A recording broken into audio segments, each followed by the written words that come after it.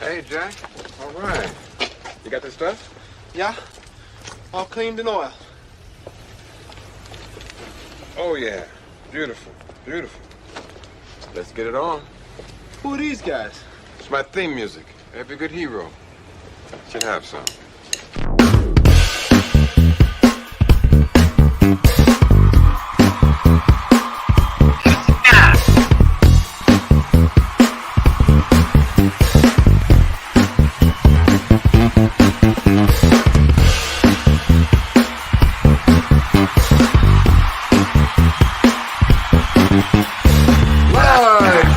Missouri, the one, the only, Keith Moncrief.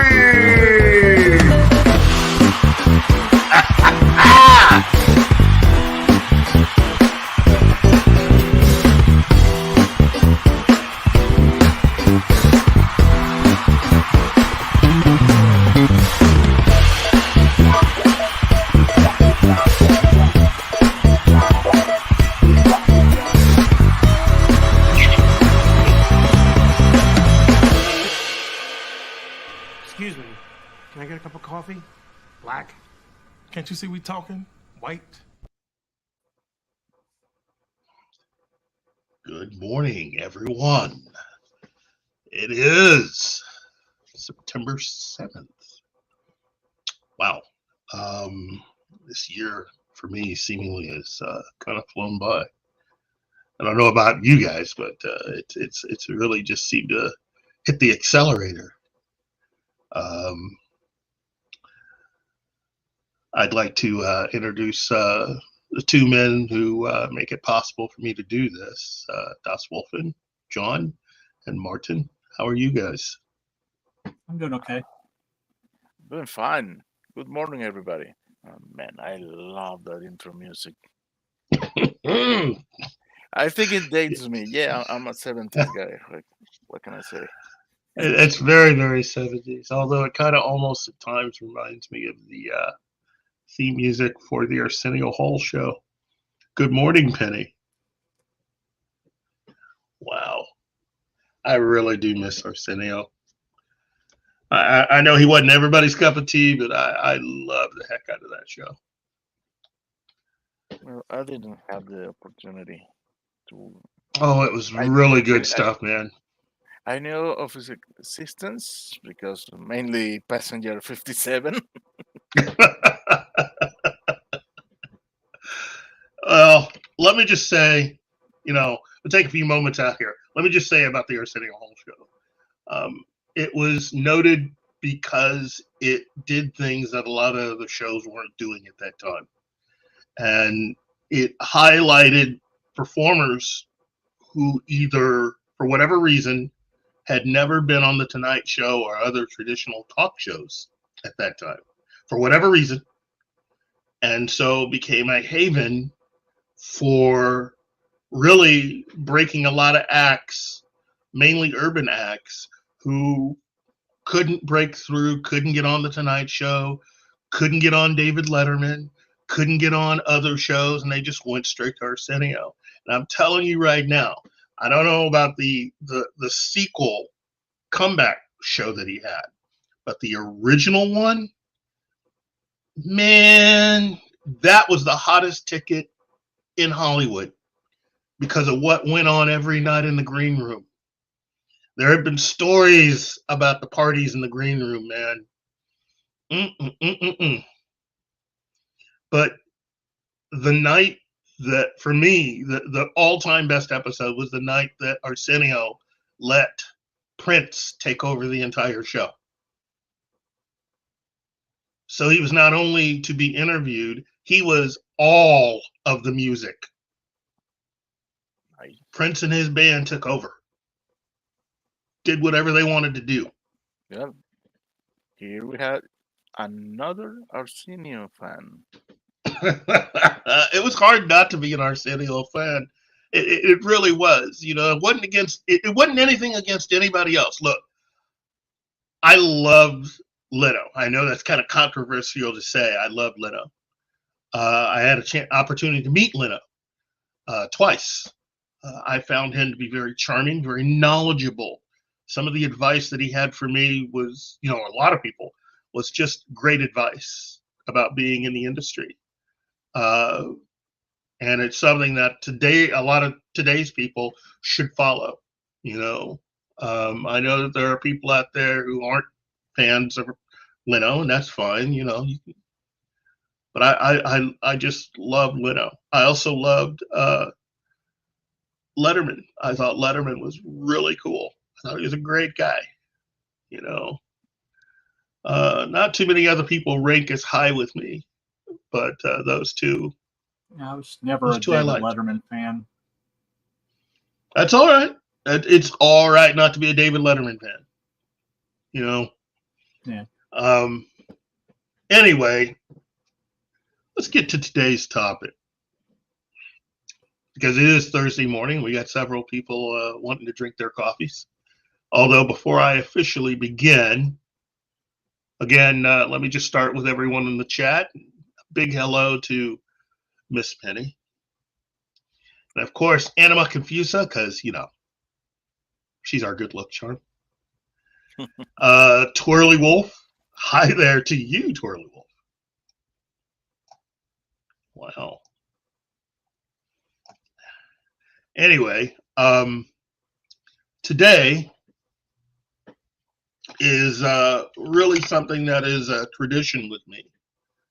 I love taking time out this time every year to really talk about not only Star Trek, but really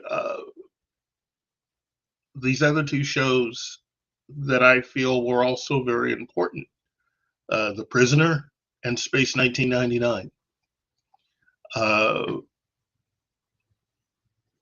All three of those shows were important, were fun to watch, and they had something else in common.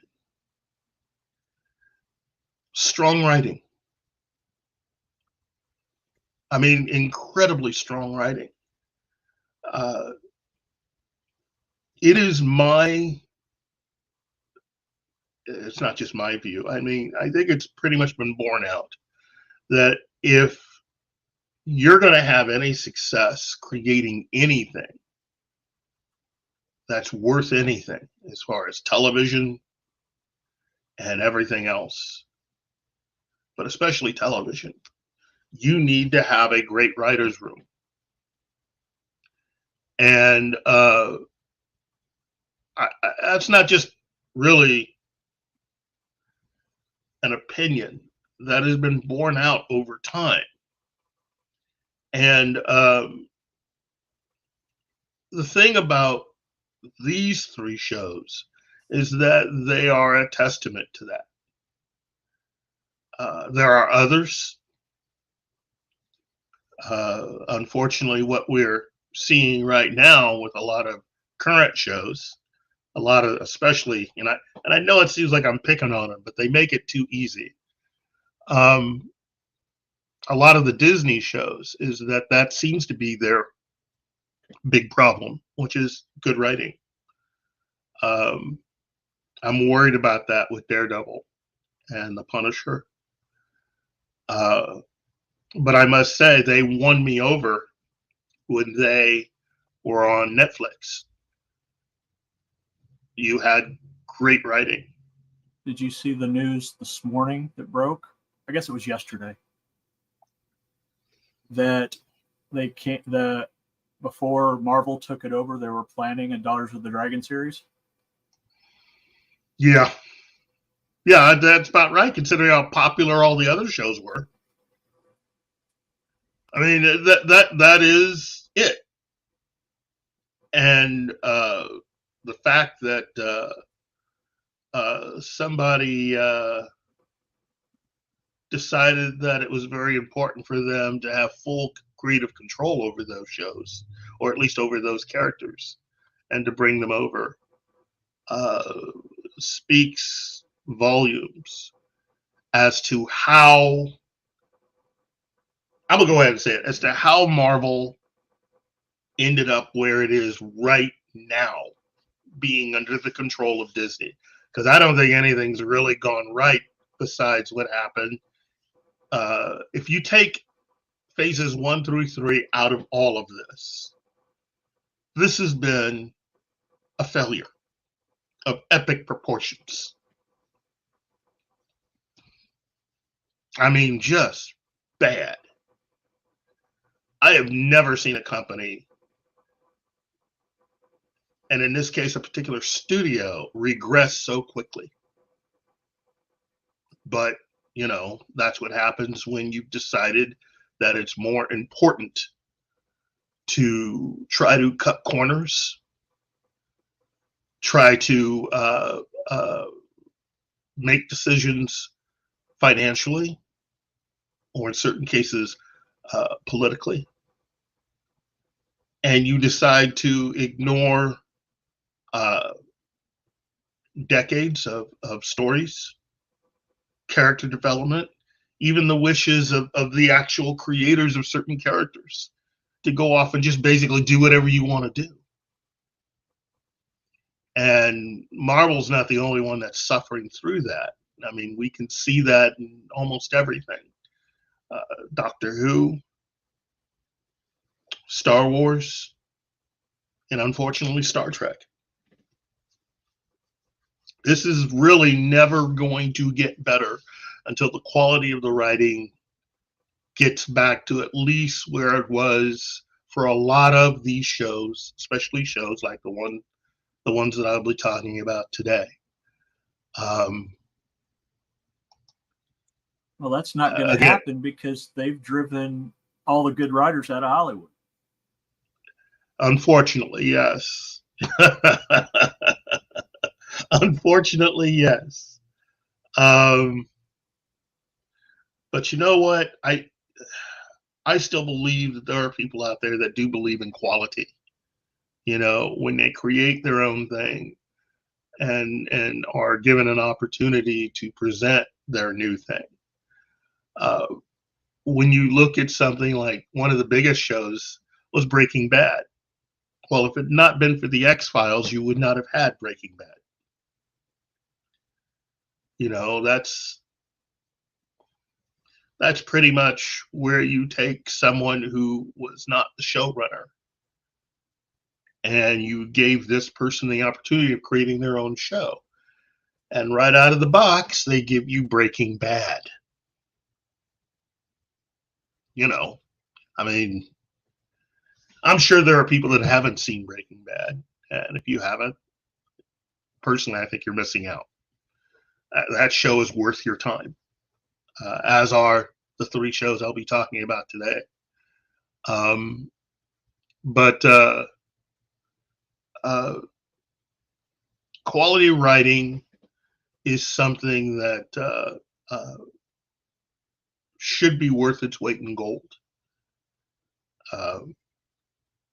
So even with me saying what I'm saying, I do support the Writers Guild. I do. I support all the writers. But I also think that they should do a better job of training new writers instead of just letting somebody magically become a writer and start writing. Looking right at you, Star Trek, under Kurtzman. Because if that's the case, I'd like to declare myself a writer and start writing for Kurtzman. Although I know he wouldn't hire me because I might actually be good at it. End up crushing his ego, which is one of the reasons why I think Terry Matalas hasn't been allowed to move forward with Star Trek Legacy. But that's a topic for another day. Hello, Ariel. Hello, hello. Let's see. Ariel Bellette says, and then Godzilla 2014 messed it up by killing off Bryan Cranston. He should have been there at the end, kicking those dead mutos. I'm assuming you mean mutants with a shotgun in his hands. No, Mudos. You know what? Mudos is right. I think that's part of the reason why he took the role. You know, that's the one thing that has really hit me over these last few years is how many actors really want to play characters that get killed just so they can have a really good death scene. That seems every actor has a checklist of different things they want to do. And every single other, I think the one thing that it doesn't matter what actor you're talking about, I think every single one of them has that on their list somewhere. They want a good death scene. And then there's Sean Bean. So, Sean Bean's made a career of it. You know, they should probably. I think everybody getting a death scene should call Sean Bean first. You know.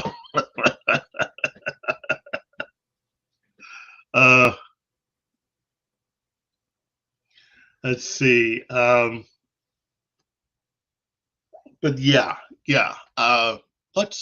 Let us begin today. So I think the first one we're going to talk about today is the groundbreaking series, The Prisoner, which started in June of 1968. I celebrated during this week because, you know,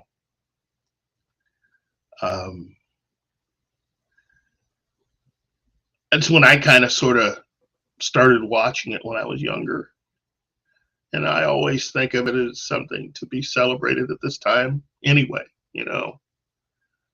It's just a great show. Doesn't matter what time of year. And in my opinion, I think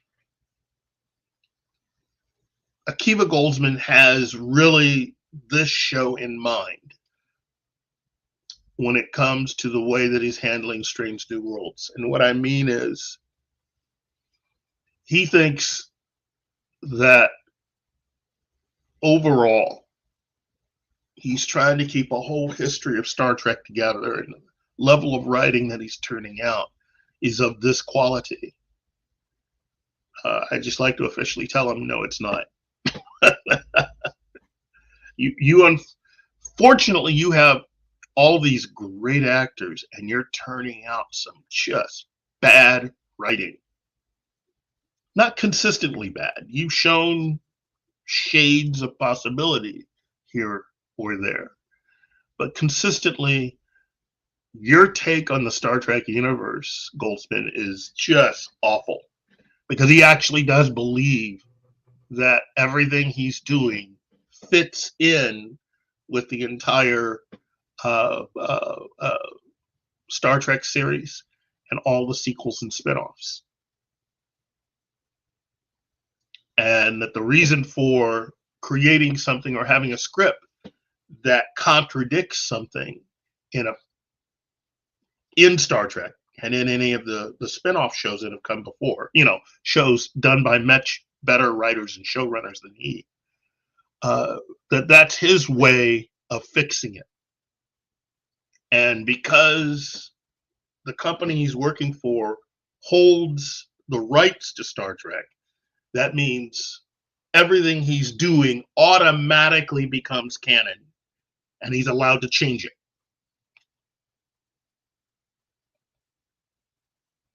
Sheer effing hubris.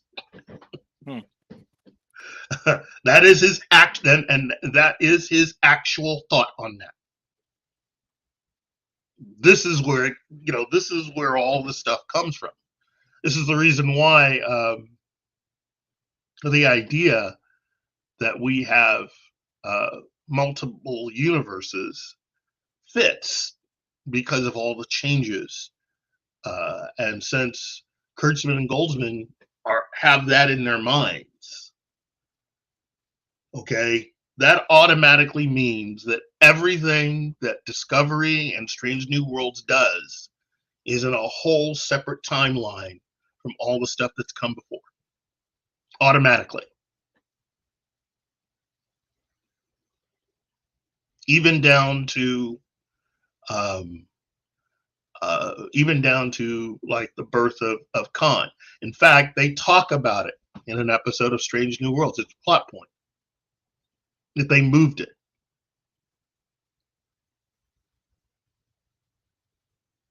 And they're good with it. And they still try to look at people like myself with a straight face and say, yeah, we're saving Star Trek by altering it to the way we think it should be. Newsflash, that is really not up to you. You are a temporary custodian of Star Trek. Emphasis on temporary. Anyway, let me get back to The Prisoner. Great show. And if you've never seen it, trust me, it is something that is truly worth your time. The epitome of just great writing, great acting, great cast.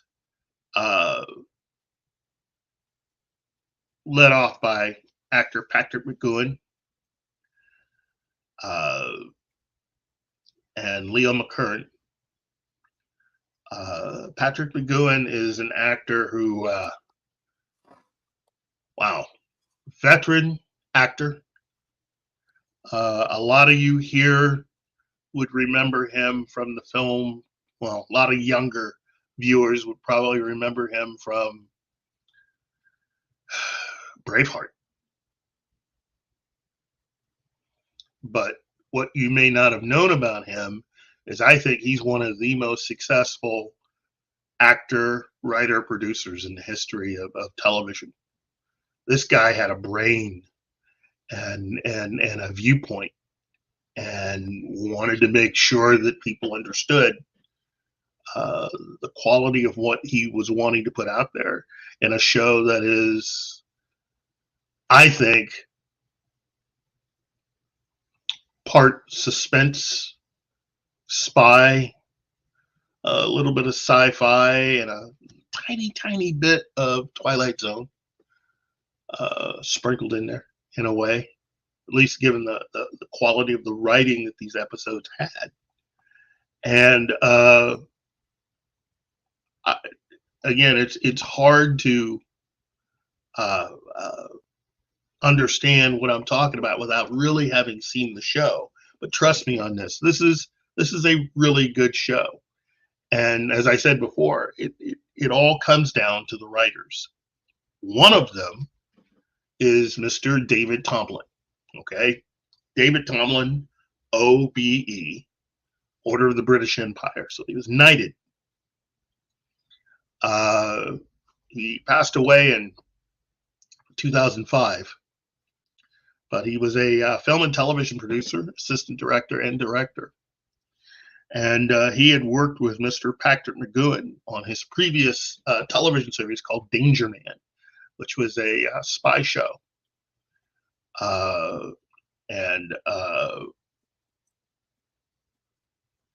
They had decided to set up their own company to start making their own shows. And their first show was The Prisoner. Let's see. Mr. Tomlin would go on to work with, after he was done with The Prisoner, he would go on to work with Jerry Anderson on several of his live action productions, like UFO, The Protectors, good show, and Space 1999.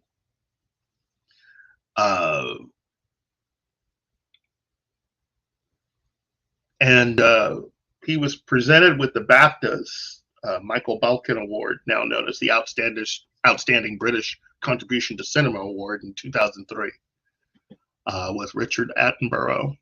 He was named as a winner of the 82 DGA Award for Outstanding Directorial Achievement in Feature Film for Gandhi. Another good movie if you've never seen it. IMDb lists around 200 unique credits for Mr. Tomlin.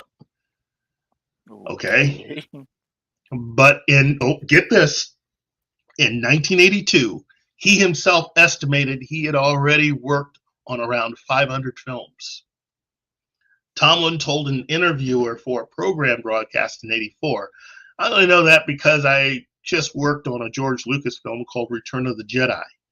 And to get permission to work in the States, I had to write down every film I'd been on. I got to 478 and then decided that was probably enough to convince them that I had a reasonable amount of experience."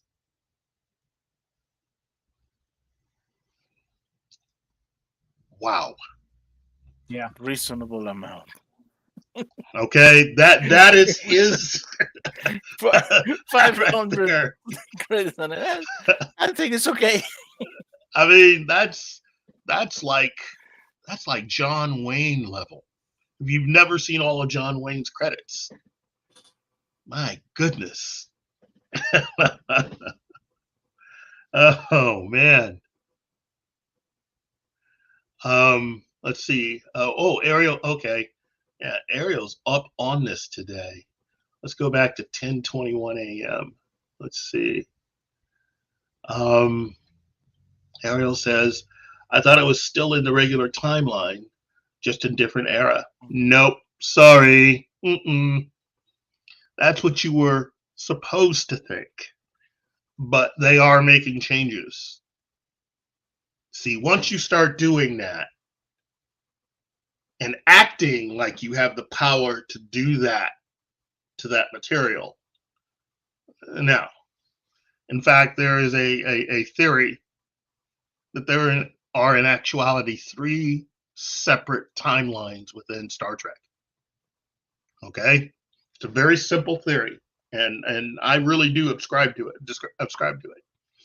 You have Star Trek, you have Next Generation, DS9, Voyager. Okay? That is the timeline. Everything that happened in Star Trek and all of the sequel shows actually happened. The movies fit right along in all of that. Okay? Enterprise, then, is the one that is the odd man out. It is a prequel, but there's also evidence that, well, as pointed out by every fan, you notice you've never heard of Jonathan Archer prior to the show. And the theory is that there's an actual reason for that. That's because he never existed. Okay? Because of, mainly because Captain Picard and his crew messed up. It's the simplest way I can put it. The movie Star Trek First Contact left a lot of mistakes. And it was something that was covered, I think, in a season 1 episode of Enterprise, where it turns out that Zefram Cochrane had made several allegations about cybernetic men from the future and cybernetic organisms come to stop the launch and people from the future that stopped them and helped him. The thing is that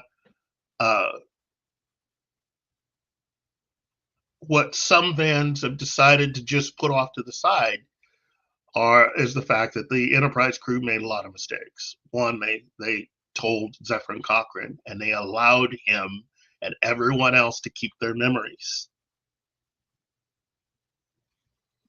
That's a problem. As again noted, he talked about it. In having the Borg interfere and not wiping people's memories, the understanding is that it gave Zefram Cochrane a kind of urgency to want to get us out there and protect ourselves.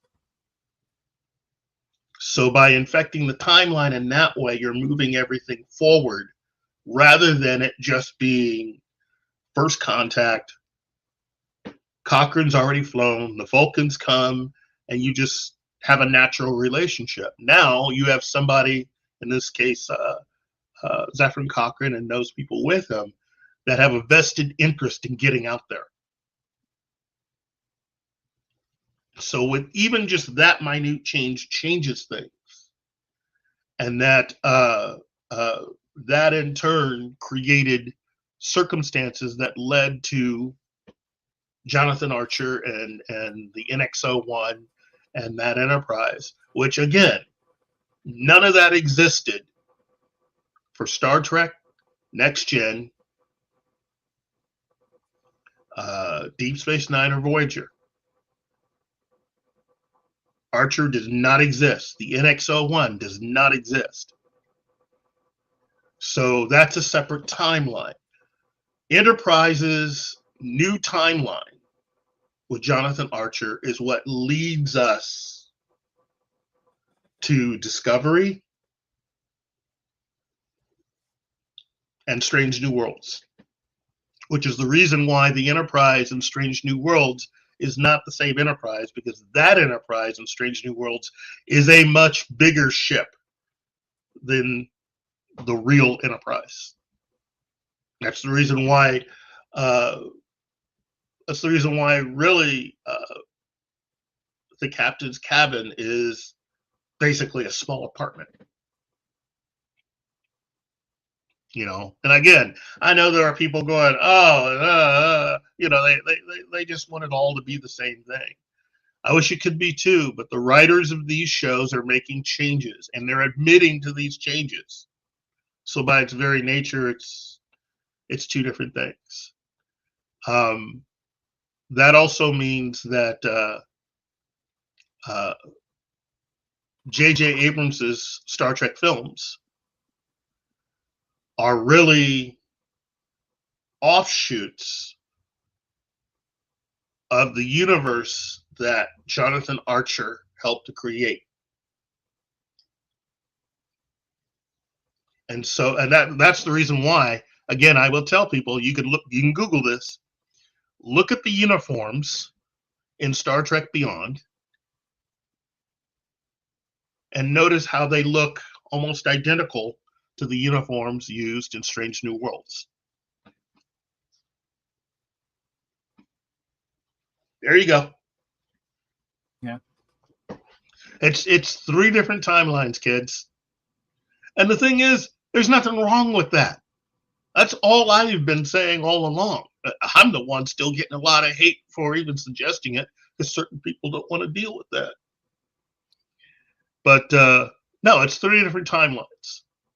And that's the reason why I've been saying there's no reason to stick so close to stories and storylines and characters that you're only going to end up changing anyway. And they've already made changes. You know, really, Khan's granddaughter serving with Kirk, Spock, Uhura, and when they meet him again, they have no idea who he is. Yeah. That's just one of the many problems. But the people behind Strange New Worlds, in this case, Akiva Goldsman, will tell you he's had to make an adjustment to that, so that that episode of Star Trek no longer is official. So he gets to make the decision as to what Gene Roddenberry and his people have created, as to what stays in canon and what doesn't. That's a big negatory on that one. You do not get to make that decision. You're better off just having your own timeline. That way you can make any of the changes you want. That's really the issue with K-Trek, as I call it, for Kurtzman, and Strange New Worlds and all that stuff. Just, you guys do your own thing, make whatever changes you want, have whatever, you know, it doesn't hurt anything to just go off on your own merry way. It's the real reason why there's been discussions of having a certain captain from the past make their appearance on Strange New Worlds. And by captain of the past, I'm talking Archer. Because he definitely fits. He's the only thing that truly fits. The future of Star Trek will not look the way that it looked when we watched Next Gen, DS9, and Voyager. All of that has been altered by all these changes. Thus, the reason why Picard was different, and Starfleet and the Federation were different. All of that is different. All because of the existence of the NX-01 and Archer. It's all part of the same thing.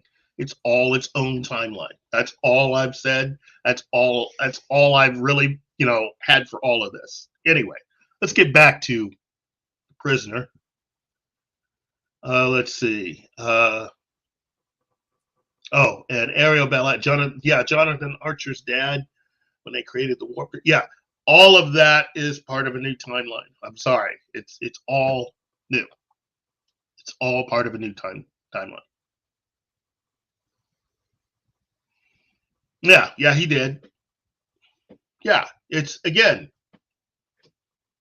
all these changes, but they're changes within a timeline, its own separate thing. That no longer affects Star Trek, Next Gen, DS9, and Voyager. Okay?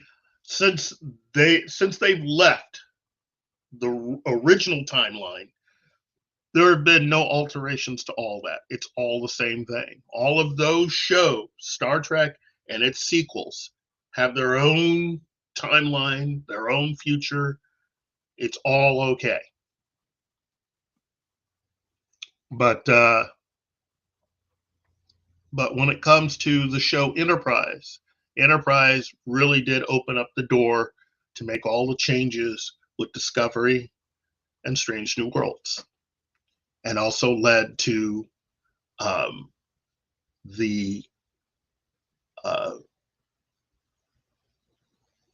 brand new branching off timeline with the with the Kelvin universe under J.J. Abrams, which is the reason why the ships, the technology, the bridges, all closely resemble one another on Discovery, Strange New Worlds, and the J.J. Abrams movies.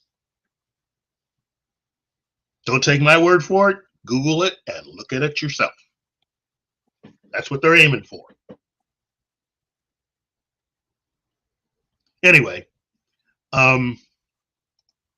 so yeah, what we have here is writers who, as I said before, writers who have lived a life. And David Tomlin lived a life. I mean, this guy won a lot of awards and created a lot of good entertainment for people. This is the kind of person who could help to write a groundbreaking television series, which, again, many of you out there may not have watched, but it's all right, Another name would be Terence John Feely. Okay. He was a British screenwriter, playwright, and author. Notice that background. Yeah. Though his work spanned 5 decades, he is perhaps best remembered as the creator of the ITV drama series The Gentle Touch. Upon completion of his university studies, he decided to go into journalism and got a job with a small local newspaper in Middlesbrough. However, he quickly outgrew the publication and moved to London, where he secured a position in the faster-paced world of Fleet Street, joining the editorial staff of the Sunday Graphic. Around this time, he began to write submissions for film scripts. Film director Alfred Hitchcock purchased the rights to one of his scripts in 1955, entitled Heartbeat. Stop there for a moment. Okay. This guy had already sold his first script to Hitchcock long before he ever even met Patrick McGowan or anybody else associated with The Prisoner.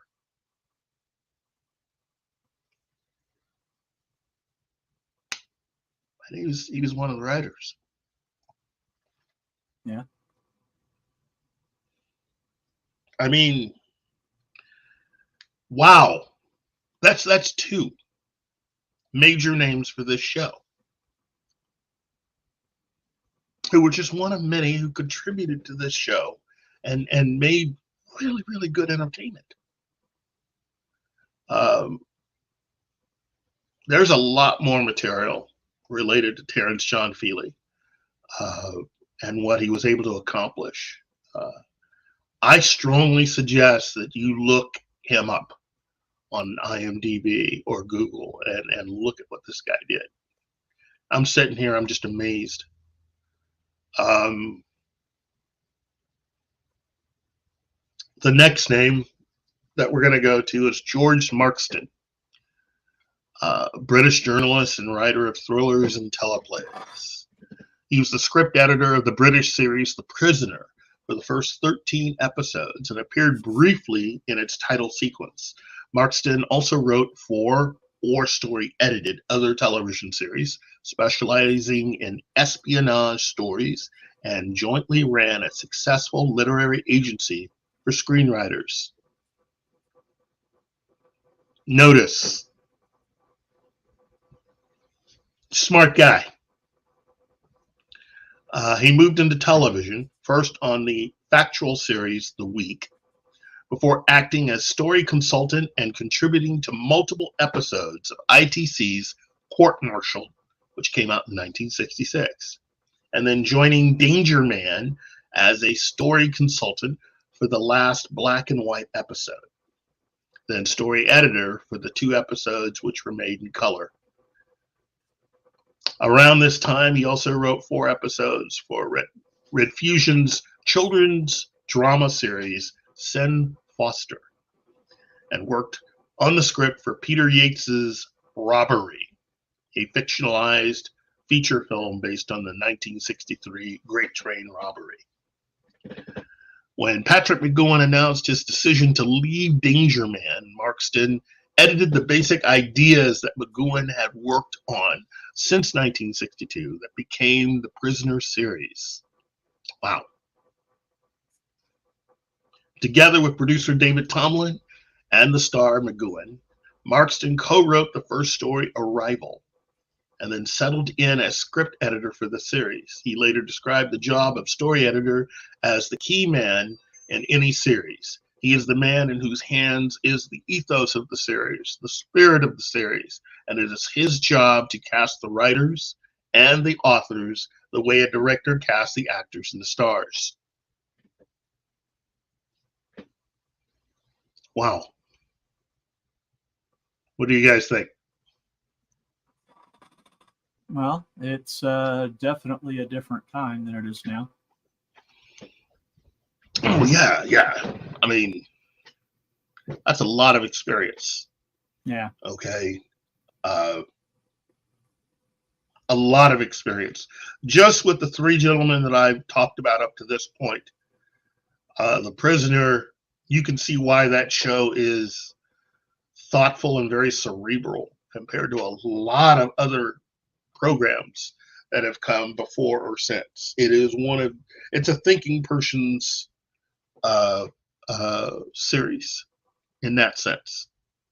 It does have action, but it's really a thinking person's series. And, with the way people do things today, I mean, thinking person means that you're going to have a lot of explosions. And young people who need to stand up and basically tell anybody older than them how much they've screwed everything up and wag their finger at them. Yes, Ram Bam. Yeah. Look at Ram Bam just get that. Yep.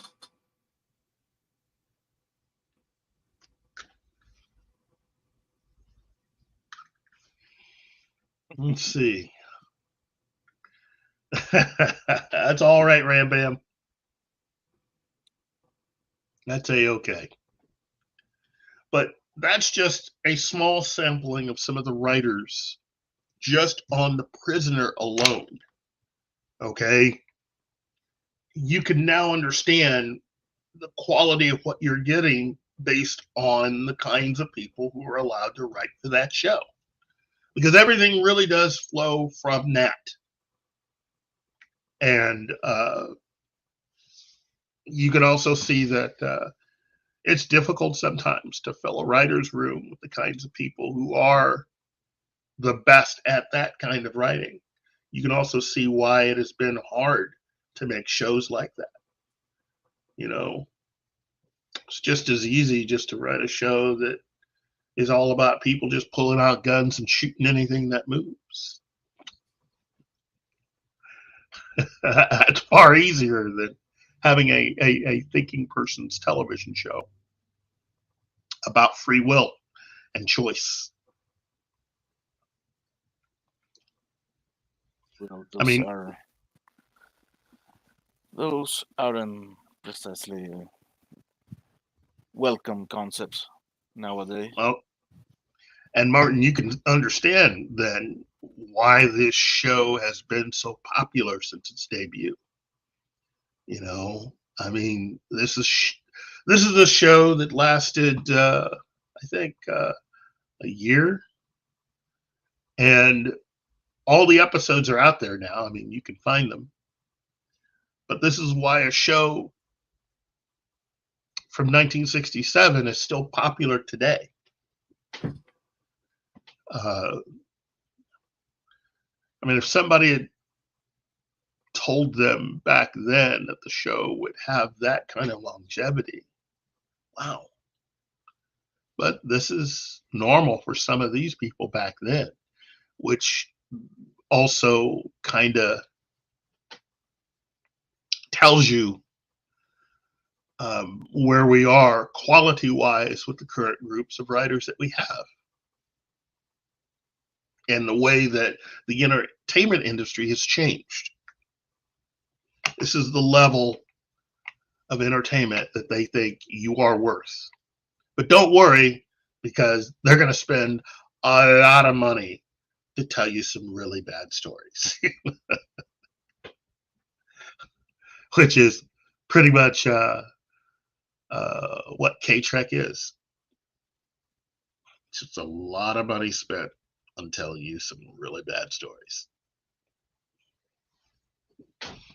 Or, as I like to call it, very expensive Kurtzman, Goldsman fanfic done very badly. Anyway, that was The Prisoner. Good show. Really good show. Loved it growing up. Thought the world of that entire, just everything about that show, all the actors. But again, it really does come down to writing. Your writing has to be there, and it has to have it has to have more to it than just stunt casting or a flashy thing that happens that requires them to spend a whole lot of money that ultimately ends up just being a whole lot of nothing in the grand scheme of the story that you're telling. But, you know, again, that's where we're at. The next series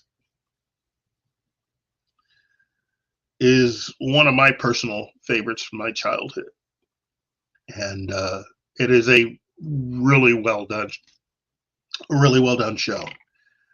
And it's Space 1999, which was released on September 5th, 1975.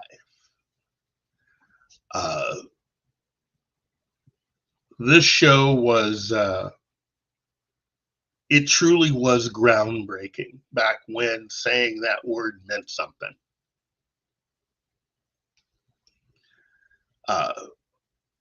You truly had a cast that was meant to represent a lot of different types of people. But instead of it just being, hey, we have people that are from different places and making that the story, it really was about all these people who find themselves trapped together. Because that was never really the plan for this to happen, but it happened. And all of them have had to learn to adjust to their situation. And it truly was an original concept. Now, scientifically speaking, I don't know if a lot of this is possible, but it was a No. very well done show. You know, great cast.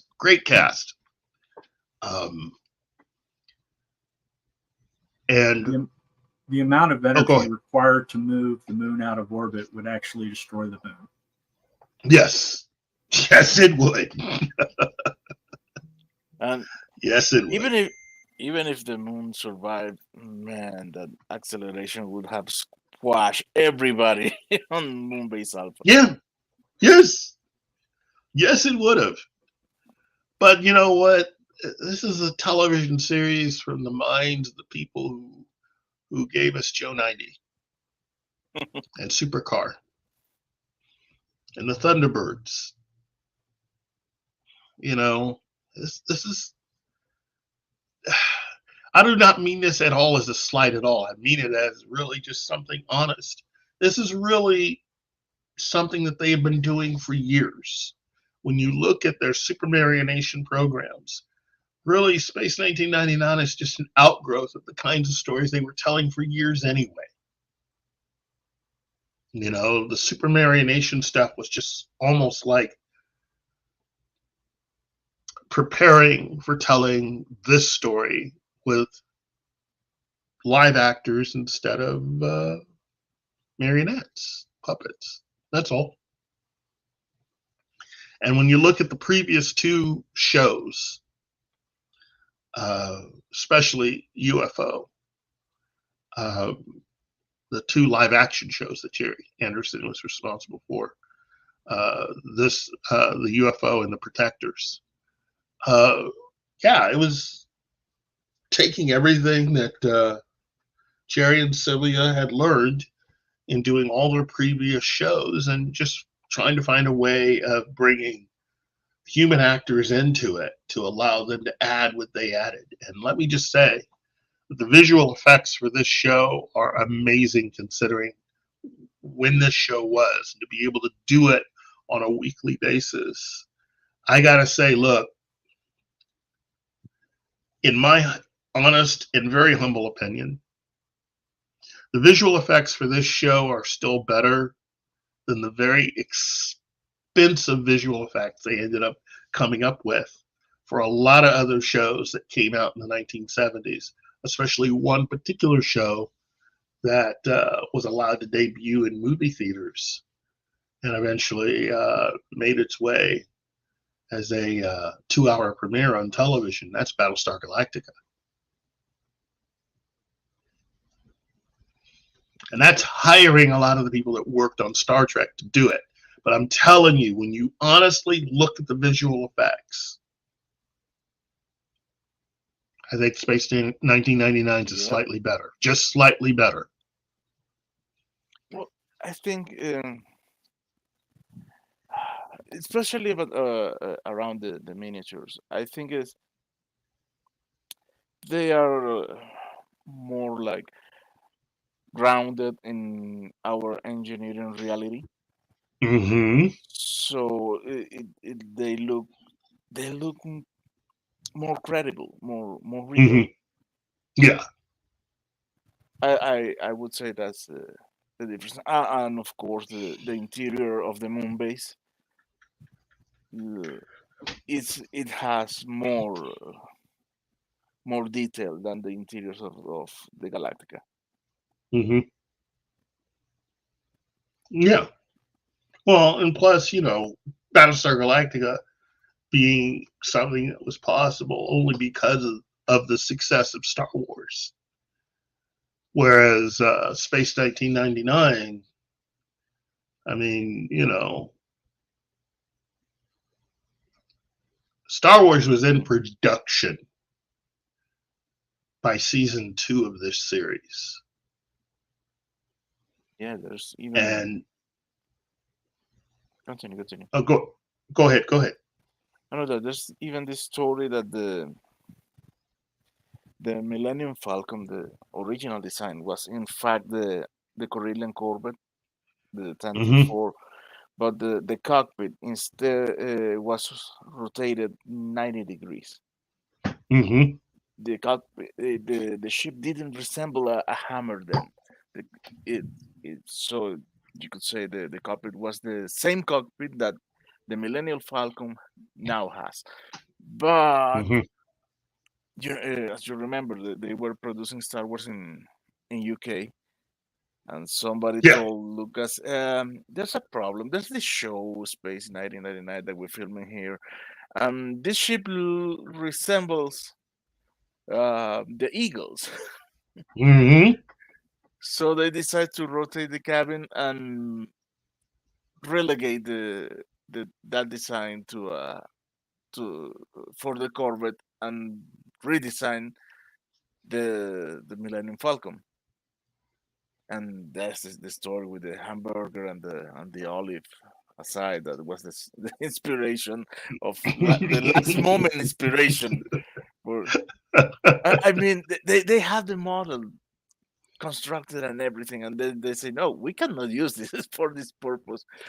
Oh man, I can totally see somebody eating his burger and saying, you know what, this is the ship. I don't care. Well, in the end, it's.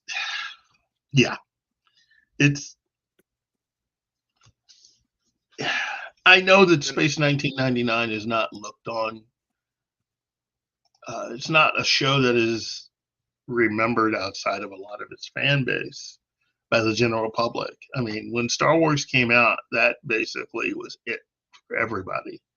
Star Wars fever hit, and it was huge. So anything that wasn't even remotely like that, anything that took place in space that in some way, form, or fashion didn't resemble Star Wars was just instantly pushed to the side. And this was a show that, it had gone off the air. I mean, it'd been off the air, but this show was not so much forgotten, but kind of pushed to the side because everybody got worldwide caught Star Wars fever. And that's fine. It's still a good show. Although, in my opinion, the first season is way better than the second season. It is. It is. Second season 2 gave us Maya, and I always say that, but that wasn't enough. There's a noticeable decline in the quality of the scripts. Well, bringing in a badass, bringing in an alien or bringing in someone to kind of juice up everything, to kind of take everything that you had in the first season and just sort of really, you're going to change a few things by just adding a different type of person to the cast. That is an idea that several other TV shows have had, especially since Space 1999 went off the air. One could say, on the one hand, I mean, that's exactly what they did with DS9 in bringing in Worf. Mm-hmm. For Buck Rogers, that's what bringing in the character of Hawk was about.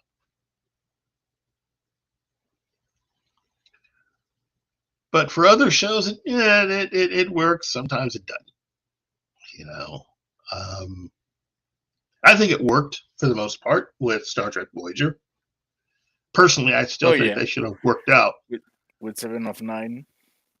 Yeah. I still think they should have tried to work everything out with the actors that they had replaced and her character, because it was an interesting character to have. But I'm not running things. Sadly. But this is this particular show, Space 1999, was really a show that I think took advantage of the really of the hunger, the desperate need after Star Trek went off the air for something new. Star Trek was very, very popular, and this series helped to fill a need. Granted, it wasn't Kirk, Spock, or anything like that, but it was something new, something fresh, and with visual effects that definitely took everything forward and became a part of what this new kind of storytelling was. This was not meant to be like that. It's meant to be something different, something fun, but something from the people that brought you the Thunderbirds, you know. And again, as I said earlier, I like the fact that you had a cast of characters that was from all around the world. Even though, you know, this was shot in England, making sure that at least your leads were from America and or a different country. That way you could truly sell the international aspect of the show and believe that, you know, this is a base filled with people from all over the world. And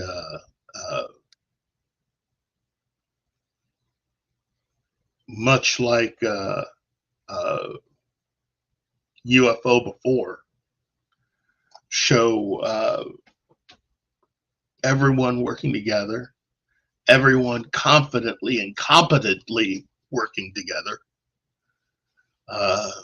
Men, women, different ethnic, racial backgrounds, different areas. It meant a lot growing up to see that and see everybody be competent. That was the thing. This was a show where you could not afford to make mistakes. Again, because of the premise, you know, you don't have Earth to fall back on. And you could not afford to be someone who lost it. But that was also, I think, something they kind of sort of floated in there sometimes, you know, being able to, I think they had a counselor for a while on the show, and it made a lot of sense. You know, you're far from Earth. You know, none of these people were expecting this, so you got to be able to deal with that. That's one of those things where always seemed kind of odd with a show like Star Trek Voyager, you know. So not having a counselor there to help people deal with the fact that they may never make it home. And that was the thing with this show and this crew, because they really didn't have, I think, any true direction home to get them back to where they were. So anyway, as I said before, what all this is about is it is all about the writing. And Jerry Anderson and Sylvia Anderson both wrote several episodes of the show. It's his baby. And what you had was a nice cross section of individuals to write. But let me pick out one particular name that stood out. Okay, two technically, but one particular name that stood out, and that was Terrence Dicks. Now, for those of you who enjoy British science fiction, chances are you know that name. For those that don't, Terrence Dix is a well-known creative in British science fiction history, especially during this time period.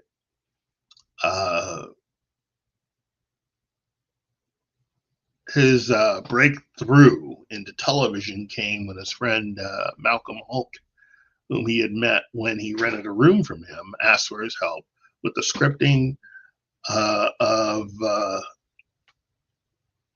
an episode from the second season of the series The Avengers, for which Dix was awarded a co-writer's credit. So he went on to co-write a further 2 Avenger episodes with Hulk. And that second script was called Intercrime. And that particular episode and script were eventually reworked for the 6th and final season, or for the 6th and final season of the show. So it was so well written, they needed to use it again in creating a script for the final season. But Terrence Dix really is best known to a lot of British science fiction fans as the guy behind Doctor Who. And that's where he came out of before joining Space 1999. He started in Doctor Who in 1968. And he, to say that he was somewhat of note, if you enjoyed a lot of what the Doctor was like, meaning what he was there for the third Doctor, definitely through a good portion of the beginning of Tom Baker. But I think anyone that was able to at least manage to keep everything running and be so versatile in writing and working on Doctor Who during that particular period, definitely someone to look for, and to add his talents to Space 1999 was amazing. Having him come on, this guy is basically, within British science fiction, this guy's a freaking rock star coming into writing Space 1999. And being a fan, I never realized that he had.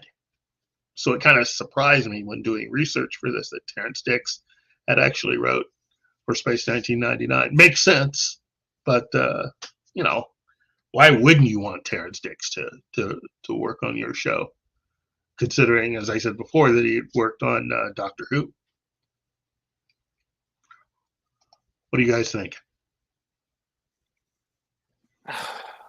Ah, man, I have tried.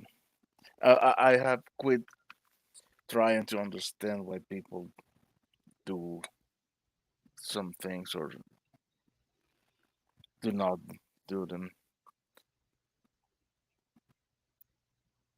At this moment, I don't know what to say. Except for hello, Sax. Hello, Zax, and good morning to you. Wow. Hopefully everybody's enjoying today's topic. Hopefully I'm not putting too many people to sleep. I'm hoping my enthusiasm, though, shows through. The other person of note that worked on this series was Fred Freiberger. Mm. Now, Fred Mm. Freiberger, I want to be fair. I want to give Fred his due. I mean, he's definitely working. He's working in the business. Okay, Yeah. you got to give him his due. New York guy, We shouldn't call Bronx. him. We should change his name. Bird. Yeah, but I can't because he also served. You know, he was in the 8th Air Force as a navigator and was shot down and spent 22 months as a POW in Germany. So I can't hate on the guy, you know. Thank him for his service and for all those who served. And let me just say, that's another thing that makes Star Trek, in my opinion, way higher on my list than the current K-Trek stuff, because there were a lot of people who served that worked on that show, including Gene Roddenberry himself.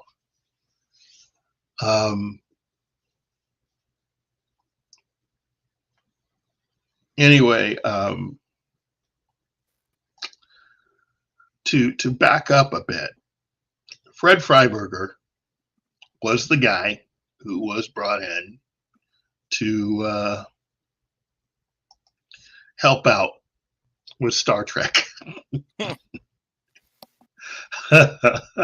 Yeah. Help. He was. I mean, he tried. He did. But let me at least say I that would say that is not right. Do or do not. There's been a lot said about Fred Freiberger and his time working on Star Trek. And let me just say this. That was not everybody's cup of tea. But there's a reason why Fred Freiberger was brought in to do what he did, to basically, you know, be the showrunner and help to run Star Trek. This is a guy that was very, very prolific as a writer. He wrote for a lot of different TV shows.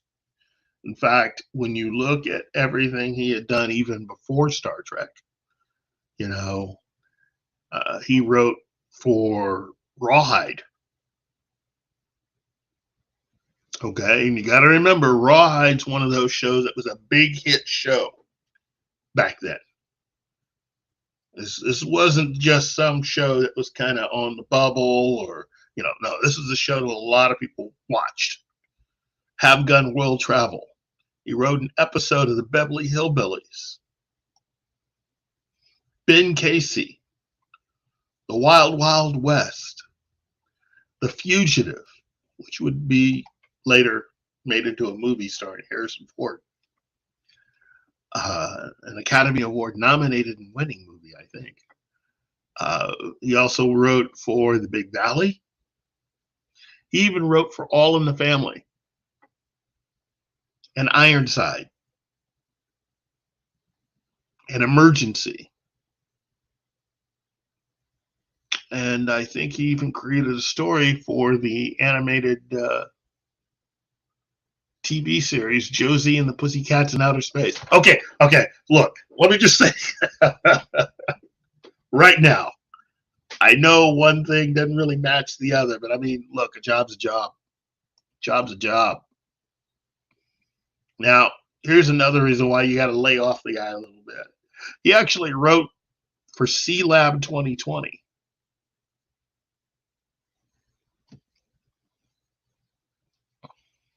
For many of you out there, I've said what I said about it. I stick to what I say to this day. Okay? For me, Scooby-Doo is a great show, but only the original Scooby-Doo show. All the other spin-offs, all the other attempts to do other things with Scooby and his friends, I'm not a fan of.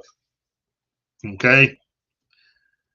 That being said, Fred Freiberger, one of his shows that he was big with, he wrote quite a few episodes of the new Scooby-Doo movies. So that was the sequel series to Scooby-Doo, Where Are You?, which was the original series. He also, he wrote episodes of Emergency, the animated series version of Emergency. And he also wrote a lot of episodes of Super Friends. But I'm sure it was something that was kind of, okay, yeah, he wrote quite a few episodes of Super Friends. And was the creator of Korg 70,000 BC, which was a Saturday morning series that they tried about early man. Back when it looked like everybody needed a shave. He wrote for SWAT, the original SWAT series. I mean, the guy did work. Captain Caveman and the Teen Angels, The $6 Million Man. He wrote for Vegas. Okay, wait a minute. Okay, we finally head on. Look, you can say a lot of things about a lot of shows, but you can't talk bad about Dan Tana and Vegas. That was an incredible show for me in my formative years. So again, I can't talk too bad about him because he was allowed to write for Vegas. And Starsky and Hutch. He wrote a few episodes of Starsky and Hutch. And the Dukes of Hazzard. And one episode of the hit Michael Lerner series Nurse. Wow.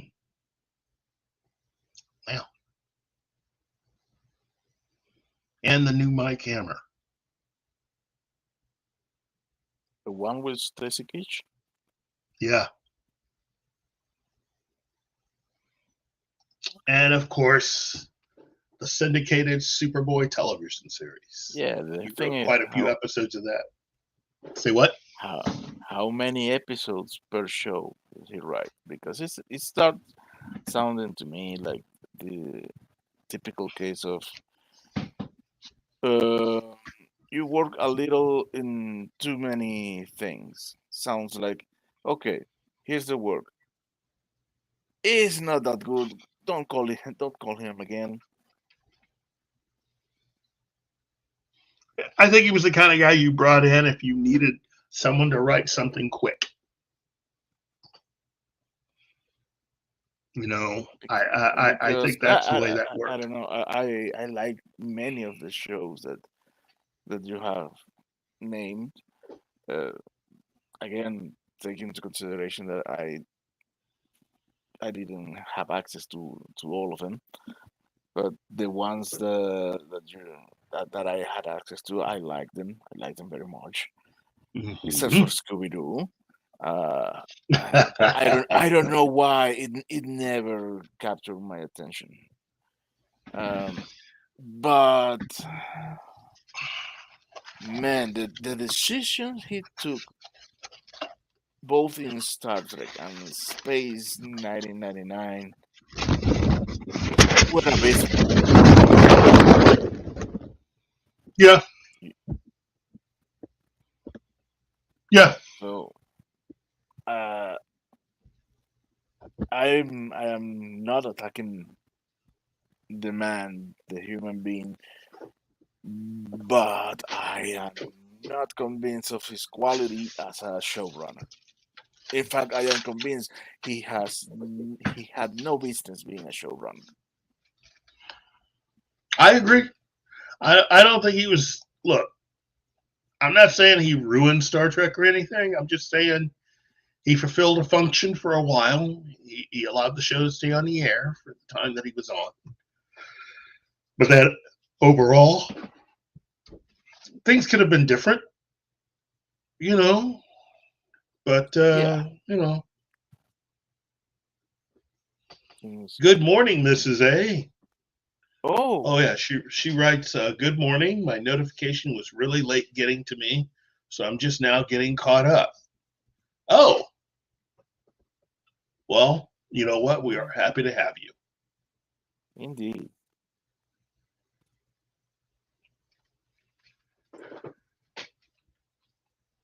Okay. So I will look. Let me just end this part of it by just saying, again, the guy was able to get a job, various jobs. He worked for a long time in the industry. He may not have stayed too many places, but there were a few shows he was allowed to stay on and contribute a lot. So, I mean, he did exactly what he needed to do to probably put food on the table and keep his kids in clothes. Can't really hate him too much. So, you know, and he's a vet. So,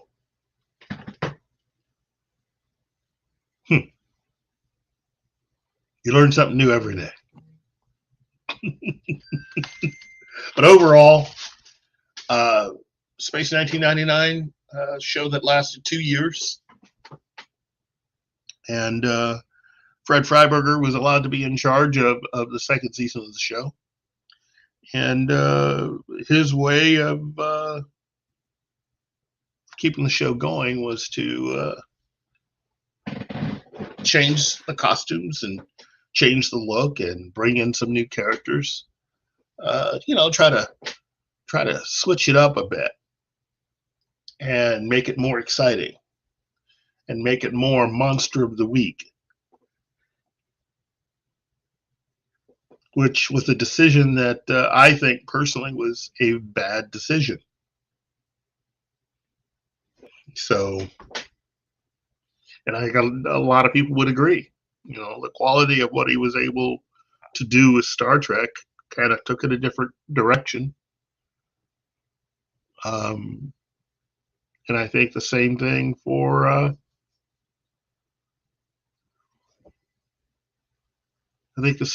Space 1999. So, unfortunately. Yeah. But I think we're bringing ourselves down. I mean, those are three great shows. We should be talking about their highlights, the things that they brought into our lives that made us smile and run from whenever we were to get in front of the television when we look at the time and say, oh my god, the show will start in 5 minutes. Well, that's the reason why, you know, I'm making it to the last show, because I know there's a lot to this show that everybody likes, and that's Star Trek. Now, tomorrow... I've been muted this whole time. Oh! So you know now, well, now you know what I felt in your streaming of Starfield. I was talking and talking and talking. Are they ignoring me? Oh no, I'm muted. John? Yeah. What do you have to say about Space 1999? Let's just get it out of the way here. We give you the floor. We're gonna because again we still got a lot of time here, so go ahead, get it out there. Well, Space 1999 was a very good show. Unlike a lot of science fiction, let's face it, there's a lot of science fiction that has a writing problem. I thought coming out of the Jerry Anderson camp that it had a better pedigree than a lot of other shows. Because I mean, before that, was it UFO and was it the I forgot the name of the other show now. The other live action show they did. No, The Protectors. Protectors. Mm. I started to say the Pretenders, and I'm like, no, that's a group. That's a music group. But no, that's so it had a pedigree of. Now keep in mind it's a British series, so a lot of Americans aren't going to glom onto it, even though it was Americanized. It was still coming out of that sensibility. That's why to go back to The Prisoner. That's why I don't think The Prisoner caught on as well as it could have in the U.S. Is because a lot of British cultural stuff doesn't translate as well. Yeah. So, but to go back to what I'm saying about 1999, it was a well done series. And if I remember right, wasn't the first season of 1999 supposed to be the third season of UFO? Well, originally, the sets and stuff were created to be a part of UFO. And then UFO got canceled and everything was allowed to sit for a bit because Jerry Anderson was working on The Protectors. And eventually he came up with a concept and decided to use the sets and create some new costume, bring in some new actors, and create a whole brand new concept from the ground up with Space 1999. So, yeah, and I do agree with you what you said about the special effects being better than Battlestar Galactica. Not to take anything away from Battlestar Galactica, because it was. I'm a big fan of most everything Glenn Larson did, but yeah, it was definitely better special effects, and I think it was probably better written as well. Oh no, that is something I would like. It was better written. I think the characters were better. I think that the writing was better, but I think Battlestar Galactica had some better characters. If that makes sense. Yeah, it makes sense. The other thing about the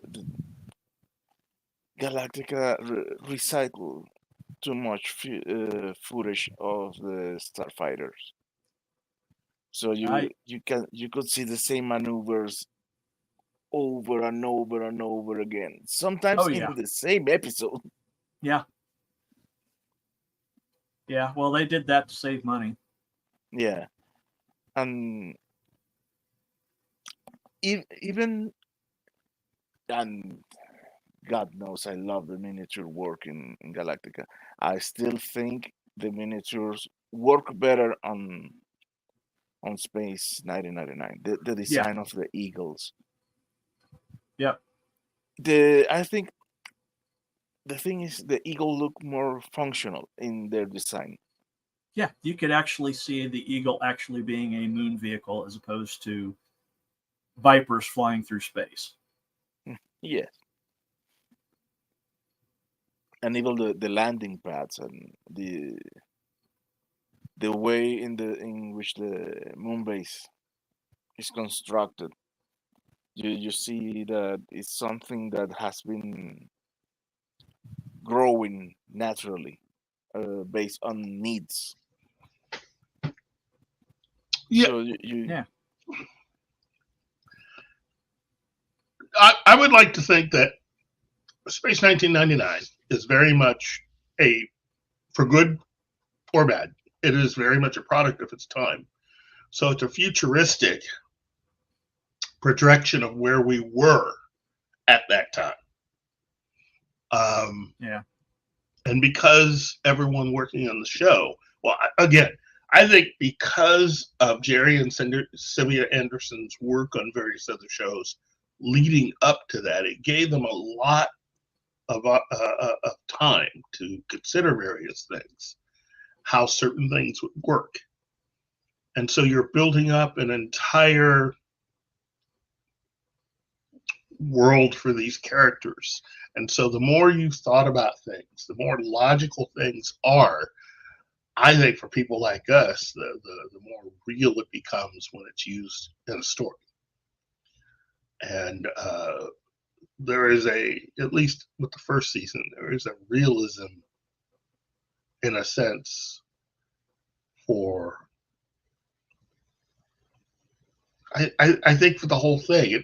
It has a reasonable expectation of reality there, more so than even Battlestar Galactica.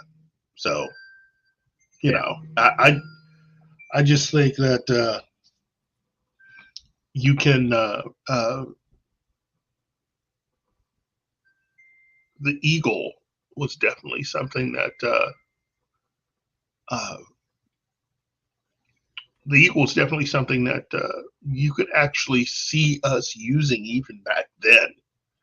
You know, it would have been something that if somebody had gone out, you could probably build one today. You know, if SpaceX were to unveil their new Mars planetary type vehicle, and it turned out to look exactly like the Eagle. I don't know, but we should start a campaign for that on X. I'm sure Elon Musk is desperately waiting for us to do that. You never know. Yeah. You never know. I don't know. Something tells me, yeah, not now. Well, the Starship is built. It's waiting for launch. Let us hope that it doesn't Blow up again. Yeah. Again. Yeah. But let us get to Mars first, and then we campaign for the Eagles. I'm telling you right now, if all of the wealthy people of Earth would just stop screwing around, join together, and actually build the Starship Enterprise, I think we'd be better off. I think we could actually do it. Now, could we do it the way that JJ thought to do it? No, because that was dumb. It was very stupid. You know, RMB was right. You cannot build those ships on a planet. No, they would be crushed under their own weight. Mm-hmm. Yeah, it's just not possible. You'd have to do it in space. Just the nacelles are a big problem. Oh, man. I mean, launching that would be interesting. It would be like watching something fall apart, you know. So that brings us to the wagon train to the stars. Yes, it does. Yes, it does. Nice segue there, my friend. John, look. what did you expect? That's true. That's true. He knows how to bring it home. Look, we all know what this next one is. It's Star Trek. It is the show. And I gotta say, for those of us that were around at that time, it was the show. Okay? There was no other show like it. One of the things that you really, really have to understand about Star Trek is that it was the odd show out. Hollywood loved the simplicity of combining things that it already understood to be entertaining versus anything that communicated a message and made you think. Meaning that the concept of something like Star Trek is it's an anathema to the way the entertainment industry works compared to something like, say, Lost in Space, which really fit the conventional idea of that time of how science fiction should be done. You know, and go ahead. The silver spacesuits were really expensive. It's part of the reason why Lost in Space was one of the most expensive TV shows of that period. Again, because Desilu didn't have enough to have more than one series, we never got to see all of the original ideas for Star Trek. Nope. This is something that a lot of fans need to really understand, because this part hasn't really been communicated enough. There was a plan for Star Trek as far as its look goes. And what we saw on the show was not it.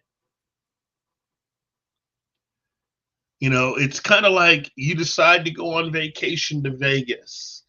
You have your hotel, you have your flight.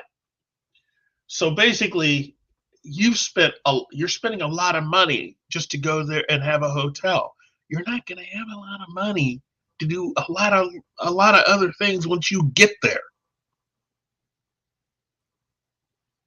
So yeah, you're in Vegas, but it's going to be kind of sparse as far as the places you go, and you're going to be trying out places that might seem a little sketchy or something, but it's nice cheap food because it's all you can afford. Well, in many ways, that's what happened with Star Trek. Star Trek was it was decided that the money that would be allocated would go to Mission Impossible, which is the irony of Space 1999, because your lead actor and actress for Space 1999 were a part of the original cast of that show, Mission Impossible, from Bruce Geller. Yeah. Who, again, let me just say as a side note, I'm sure he and his family are very thankful to Paula Wagner and Tom Cruise for doing what they're doing. Just saying. Yeah.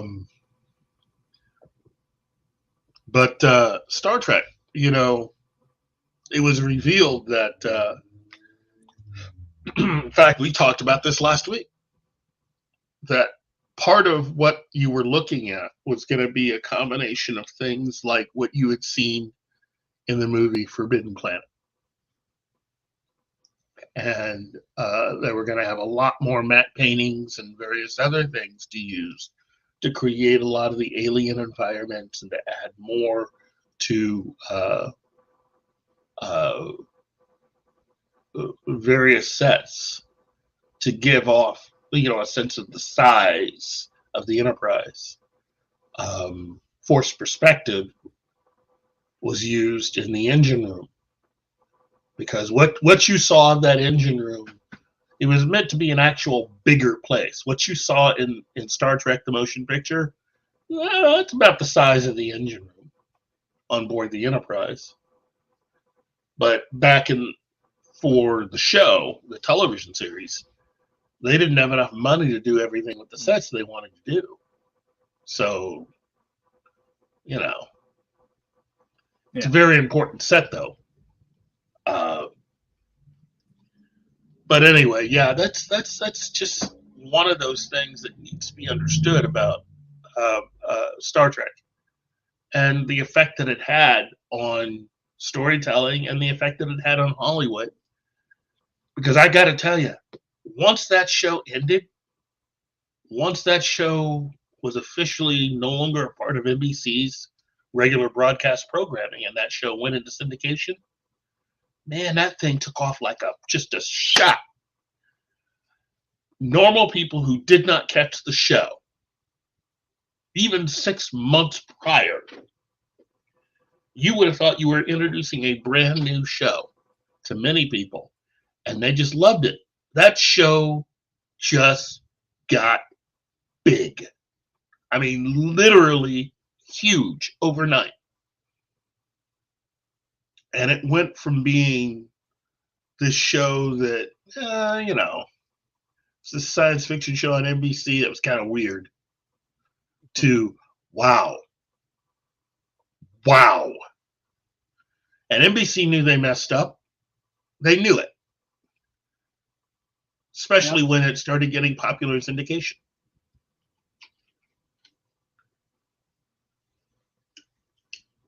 You were going to say, John? Oh, I was just agreeing. I said, yep. Oh, yeah.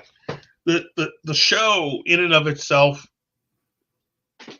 I think what Fred Freiberger tried to do in helping the show exist, he actually, I think, caused it to end a little earlier, or at least get a little silly. You know, there's nothing wrong with silly, but Hollywood wasn't ready for what Star Trek was doing. The quality of the scripts overall were just a little too smart for the average viewer back then. Not that the average viewer wasn't smart. It was just the fact that, you know, when it comes to entertainment, people would rather go with something that was a little more familiar to them. And Lost in Space, in many ways, was really just a Western show about a family told in space. Yeah. That's it. Yeah, it was kept pretty simple in that respect. It gets a little more ominous, a little darker when you consider the original concept for the show didn't have Dr. Smith. The pilot was so different to the rest of the show. Yeah. Oh, well, again, it was Swiss Family Robinson was the concept. It's just the Swiss Family Robinson in space. Well, the characters, they were darker, harder, greedier. They didn't think twice to kill anything or anyone. That's right. You know, but, you know, that doesn't get thought about enough. And when it comes to Star Trek, there was a lot of thought put into it. Way more than certain people nowadays give it credit for. You know, we are talking about the late 1960s. You know, what's unbelievable to me is the number of people that expect Star Trek to be, you know, expect episodes of that show to be like, you know, it was in the 2000s or something. It's just like, yeah, you got to understand what you were, what the people who were making that show, first of all, what they were looking at, what the daily, let alone, but the nightly news was like for them, what national news was like for them, what was going on in the world, what we knew of science. These guys did the best thing they could with what they had.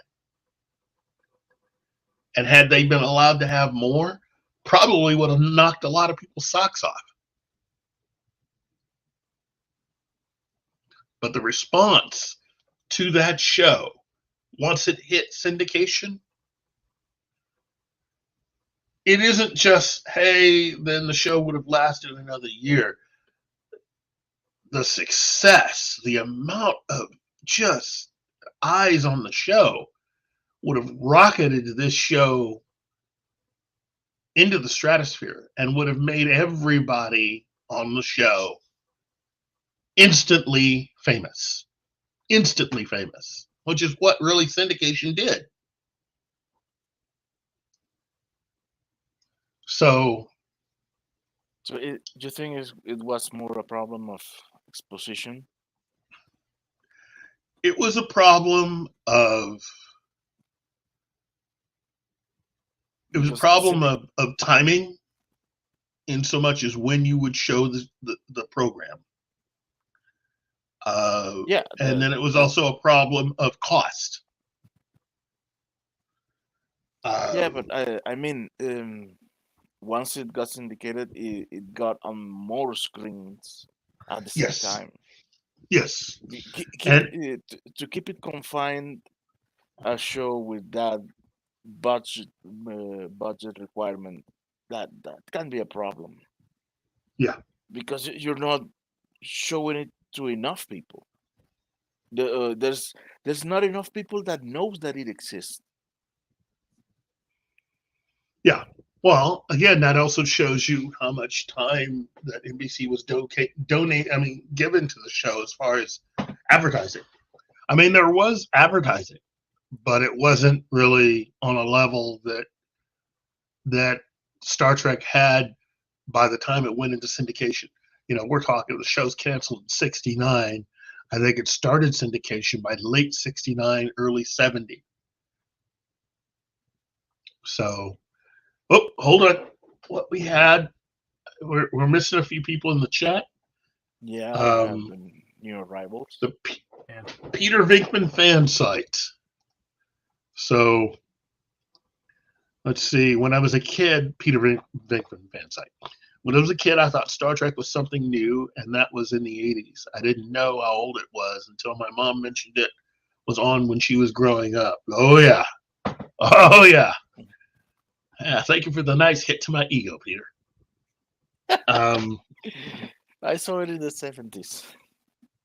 I did too, to be fair. I am the same age as Star Trek.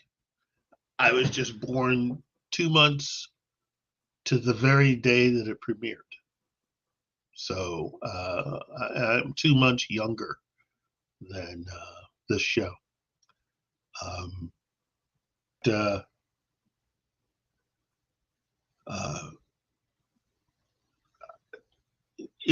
It was always something. To be honest, I wasn't initially enamored with the show. Then again, you're talking. I was still kind of young, Yeah. It wasn't really something that appealed to little me, But I guess growing up, there was something about it because it was different than a lot of other shows. In so much as that what they were emphasizing, because there was a lot of talking on the show. That's one thing. Entertainment back then was all about how many times you can, ride in on the horse and shoot as many people as possible. That wasn't Star Trek. It was or car chases in the city. Or car chases, or how many times you can get into a shootout with someone. And you got to remember, in the 1970s, there was this huge push about violence on TV. Star Trek was just a lot of talking, And so when you're real young, that's not so appealing. But as you got older and you started to understand certain things, especially as you got old enough to start noticing girls, you realize, Kirk and Spock, they had it going on when it came to the women and everything. You know what I'm saying? So Are you talking about certain yeomen? Not just that. I mean, I'm talking about overall. I mean, people seem to love to play up, Captain Kirk getting a lot of girls, but Spock got his share too. Not as many as Kirk, but Spock did get his share, And that's the thing. When you look at the most popular characters from that show, Spock was real popular with the nerdy girls. Oh, yeah. I mean, real popular with the nerdy girls. I'm telling you, it's probably a good thing Leonard Nimoy was not in his early 20s and single. Oh, my goodness. There's just something about Spock that just the women, the ladies out there, they just want to help him so much. I never understood. Even Nurse Chappelle prepared him soup and take it to his quarters. Well, Nurse Chapel, she tried. She did. She tried. But I think even with that, it just made and she was women engaged at the time. Well, yeah, she was engaged with Dr. Corbin. To Dr. Corbin, yeah, she was. Oh, yeah, she was engaged. Yeah, I forgot about that. And technically, so was Spock. But I don't think he didn't. See, even look, pity. See what I'm saying? See what I am saying? Well, You got your choice of Sulu. You got your choice of Dr. McCoy, Scotty. I mean, all these dudes. I mean, think about what an engineer brings home. Let's just be serious. Think about what an engineer makes. Oh no, they love them some Spock.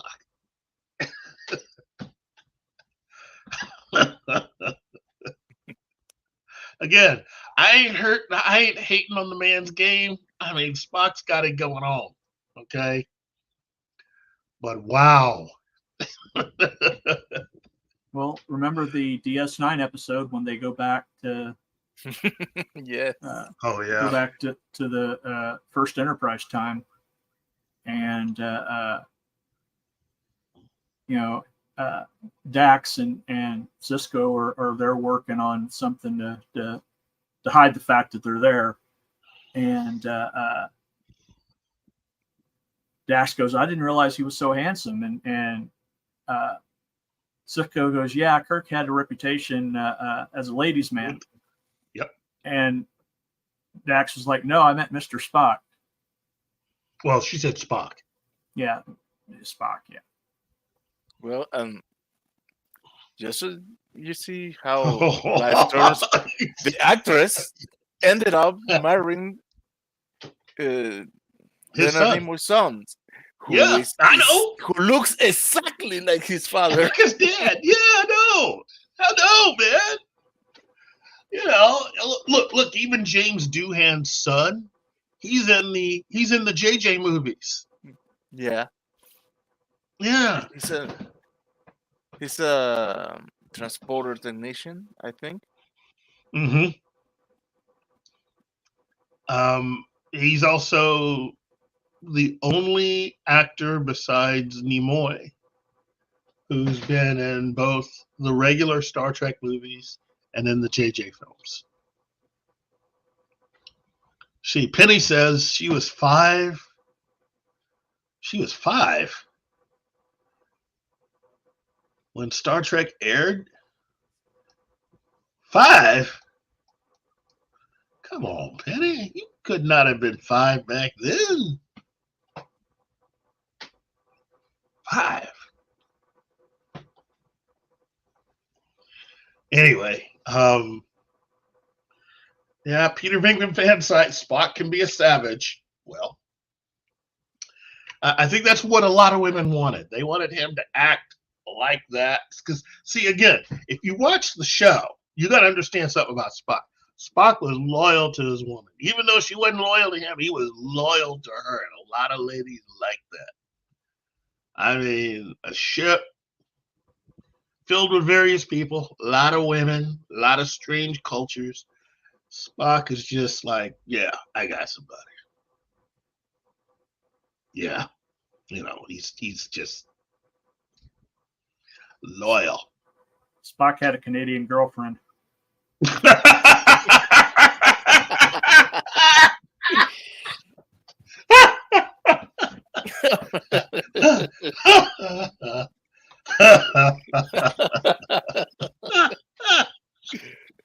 That's good.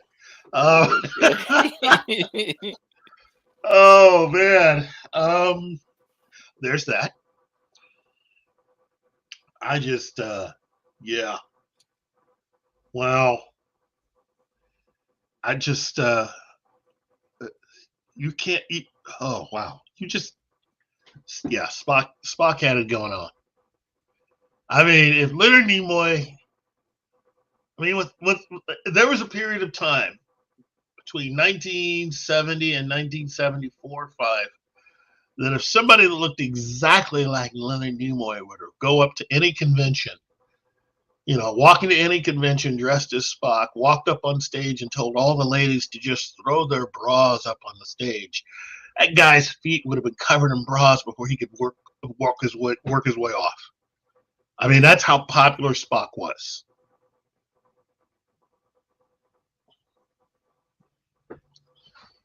Let's see. Penny says she's almost. Oh, look, Penny, you just don't look like it. I'm sorry, you don't. I'm not trying to hit on you or anything. Just saying you don't. You look fantastic. Wow.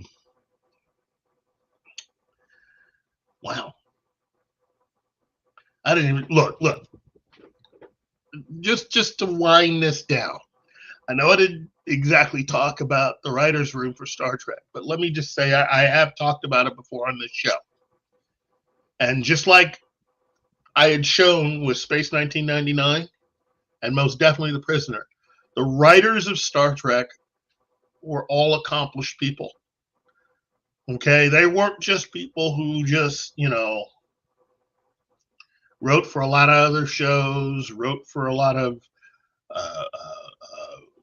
cops and robbers shows or other things. These were people that many of whom went on to become legends within the science fiction genre community. A lot of them wrote books. A lot of them went on to win awards.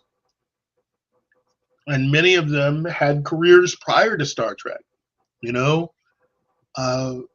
But that's the problem with a lot of different shows nowadays. You're getting people that haven't really lived very much. Or in certain cases, you're giving people opportunities that in a way allow them to fail upwards. Alex Kurtzman. Or his buddies or the showrunners for the $1 billion series on Amazon. Which again, I tell people, look up the showrunners from that and look at their IMDb for that. These guys have next to no experience. They were given a $1 billion television series.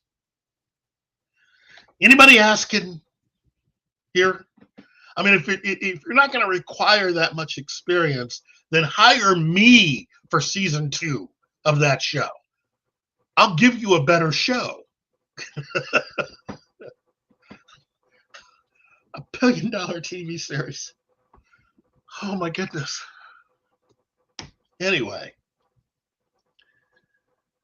I could go on for hours about this, especially given some of the new things that have come out about the MCU and the revelations. One major revelation, in case a lot of you haven't heard, check out WDW Pro and Valiant Renegade. But let me just give you a little taste here. Avengers Endgame and Avengers of Infinity War. Yeah, what we were told about how much those movies cost wasn't true. They cost more, which means their profitability was a lot smaller than we were led to believe. Just saying. Yeah. Uh-oh. Penny says Daniel will be, he'll be how old? He's a kid. He's still a kid compared to us, to all of us boomers. What, you have Daniel when you were 15 or something? Anyway, let's see. Peter Venkman fan site. There's a compilation of Spock just owning people on here, if it hasn't been claimed yet, or doing the research.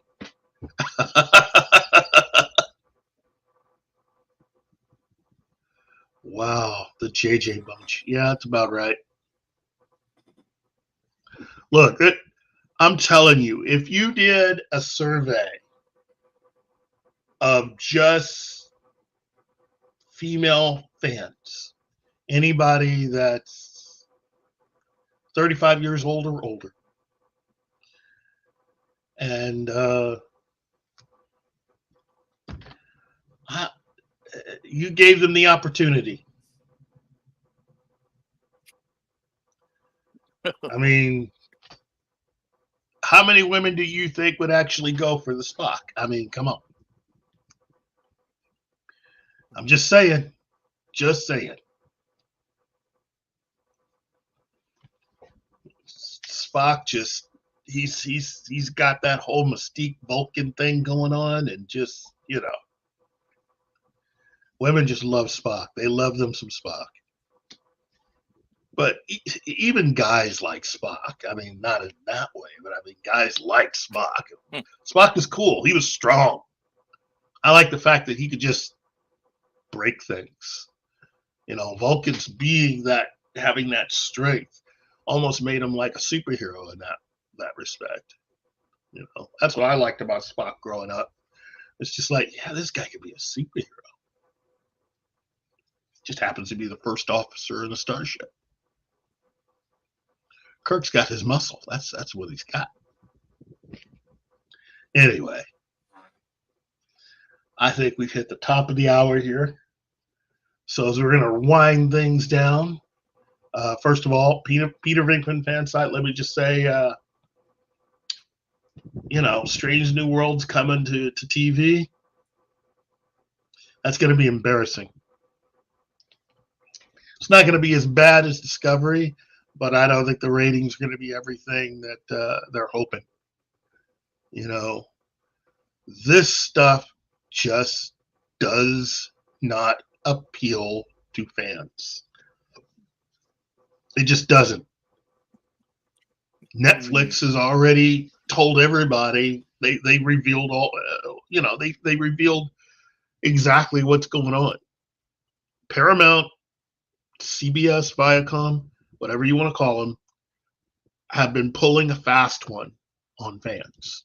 And while there are those that do enjoy it, and I tell people, if this is your cup of tea and you like this, love it. Just get out there, enjoy it, have fun with it.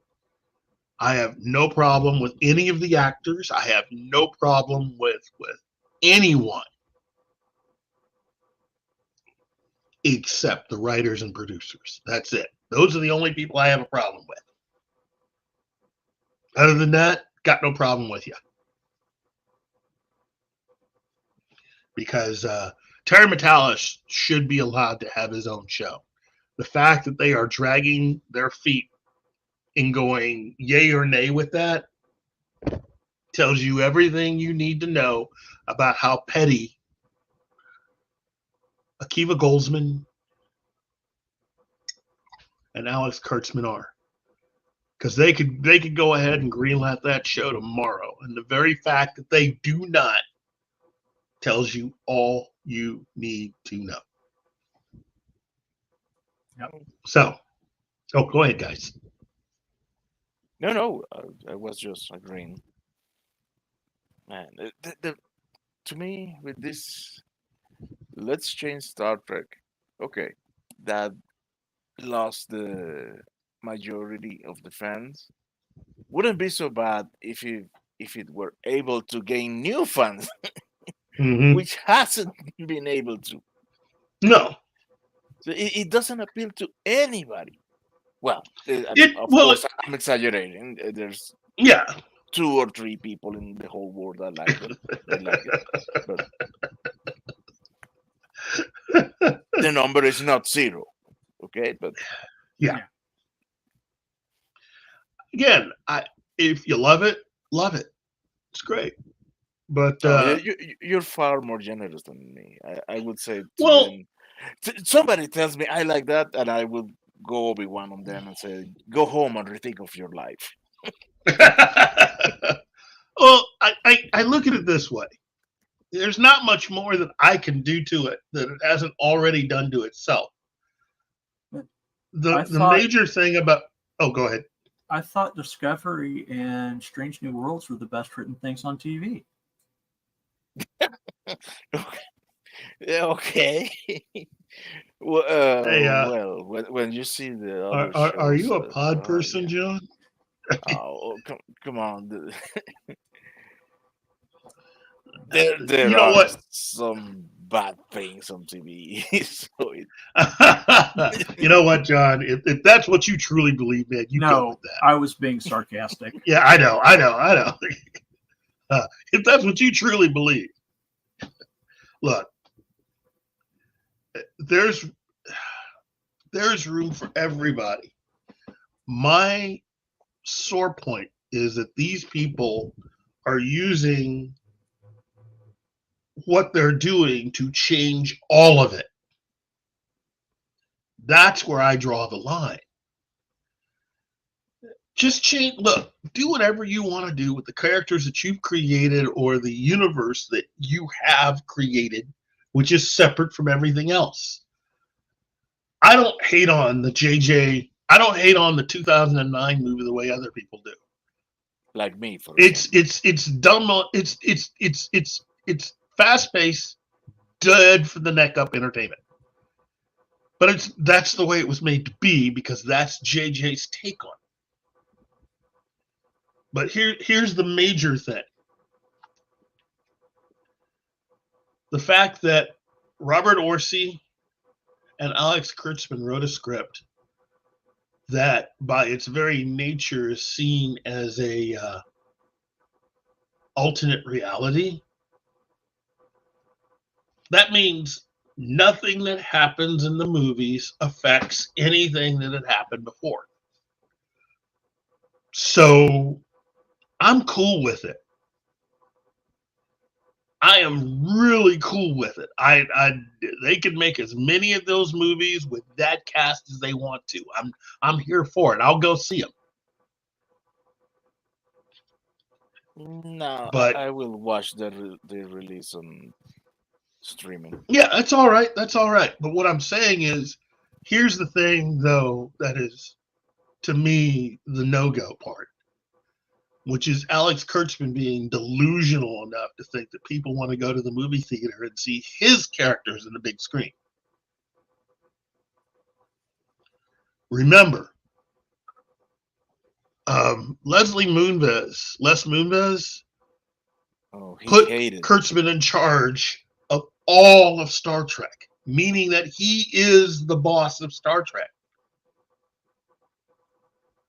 Even Paramount, who's been wanting to make Star Trek films, can't get a Star Trek film made unless Kurtzman gives them permission.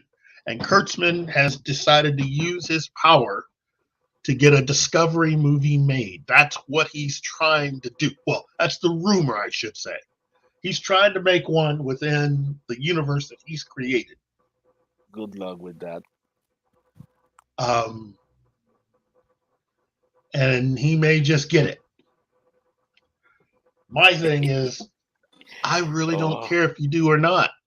Personally, I hope he does do it. I hope he does put the Discovery crew in a movie and put it out in theaters.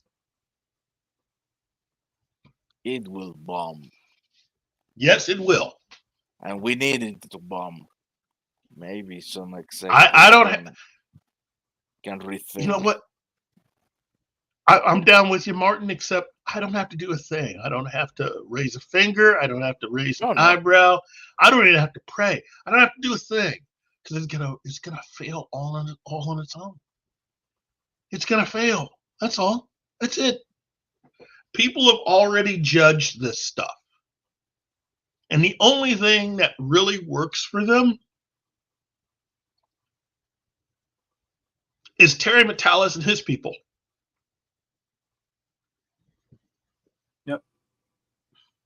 Followed, if you could drive it into a ditch, just head straight down for about a couple of centuries, and you just might hit the halfway point before you get to the Strange New Worlds riders. So, I mean, people they want Star Trek Legacy. They want Terry Matalas and his people not only creating Star Trek, they want them to run it. Into the and I think, no, but I think the part of the reason why they're not being allowed to do it is because somebody's ego is too bruised from the success that, he had in just doing season 3 of Picard. The only season of Picard. Yeah. Well, it's 3 seasons because it's an alternate universe of that character.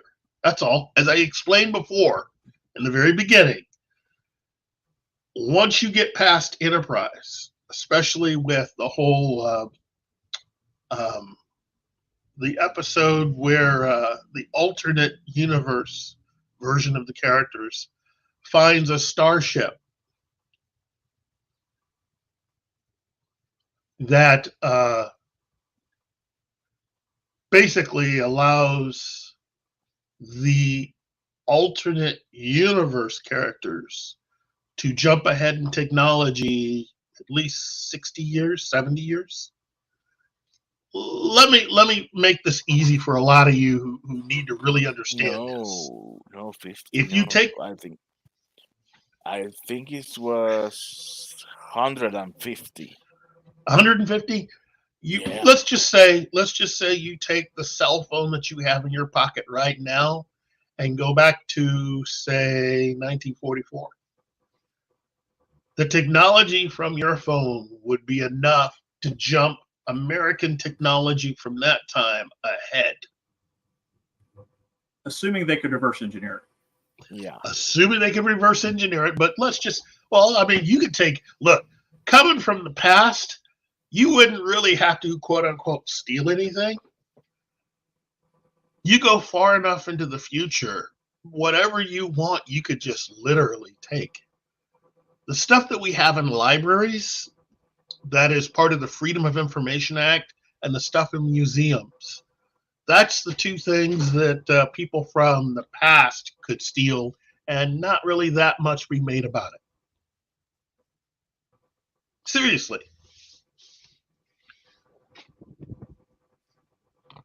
You take, say, like a PlayStation or an Xbox from 10 years ago, and you head back to 1944 with that. That would jump technology forward quite a bit. I don't think so. I think it would jump expectations. I don't see how they could reverse engineering, but they could see what it can do, and that could give them ideas. Mm-hmm. That could give them new goals. And that's the reason why the Discovery universe and Strange New Worlds are part of its own separate universe from what you have and what you know as Star Trek and The Next Generation and DS9 and Voyager. It's a completely separate universe because of that. It's a whole different universe. The technology is different.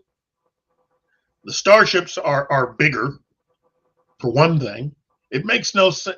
If Akiva Goldsman's still trying to get people to really buy into the fact that somewhere in the future, that between what he's presenting and what Gene Roddenberry did, that somehow the Enterprise is going to go into space dock and they're going to take it and reduce the entire ship in size.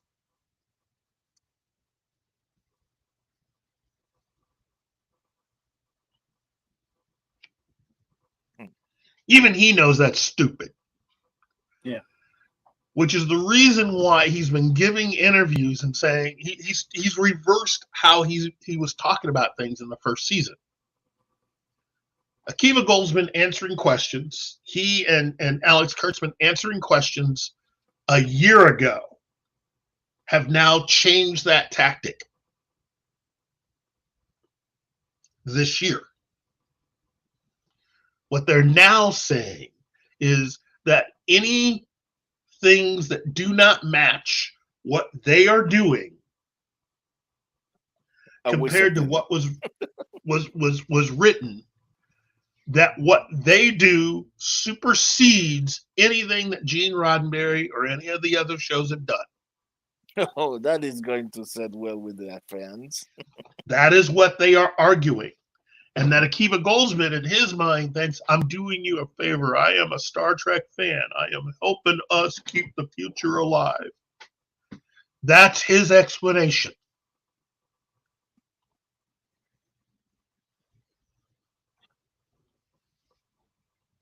Oh I am making changes so I can help Star Trek be relevant. You can help Star Trek be relevant by actually writing some good episodes. You don't need to change anything, just write good stuff. But we all know what this is really about. It's about money. It's about changing enough of it so that they can get paid more money for any merchandising or anything that comes out of this. And my thing is, look, you can just have your own separate universe, your own separate timeline, and do whatever you want. To me, I've always been in favor of that. There's no reason to have to make everything exactly like it was originally. You could conceivably have Pike live and not experience any accident, and allow him and the crew of the Enterprise to continue having adventures. Have Spock be his second in command and just go with that. No. Because there's no way you can make that Spock fit with that Kirk the way they've done these characters right now on Strange New Worlds. They are too far apart. I mean, okay, whatever. That And- was a and- bad idea from the beginning. Well, also it's should have immature. gone to the past. They should have to go future. Have your own characters. Have your own ships. Have your own history. You pay less royalties, and do Yep. not create this mess. They had an episode where Khan's granddaughter and Captain Kirk go into the past and not only meet her grandfather, but they meet him when he's 8 years old. Jesus. Now, here's the thing. Here's one last thing before we wrap up the show for you to think about. They have already established when Khan was born. So according to this episode they ran of Strange New Worlds, supposedly somebody's been on Earth basically helping to try to stop Khan from, first of all, ever being born or created, or whichever way you want to do it. And in trying to deny and delay all of this, it's continually moving the dates out further and further and further. If you were to have Khan leave, he should have already been gone. Remember, that episode of Strange New Worlds takes place now. Didn't the Botany Bay launch on 1997? That's right. That's what I'm talking about. Akiva Goldsman's decided to just make changes. He goes, look, I'm going to write some stuff, and if it doesn't match up, then what I wrote, it takes precedence. Wow. Lazy writing. It's He lazy didn't- writing. Yes, it is. He just don't want to do the homework. That's it. No, of course, none of them want to do the homework. I mean, I wish when I was in school I could have gotten away with that. Hey, I didn't bother studying for my history test of the Civil War, so Yeah. how about I just have the Civil War occur in 1931 and that'll be it. There we go. Well, 1931. we're not too far to reach that point in the educational system. I just, as of right now, even if they had Khan leave and go into space, you got to wait for him to get old enough. But if he were to leave and go, they figured that by the time he got to the future, in the same amount of time it took him originally, that would still be just a few years before Kirk retires from active duty.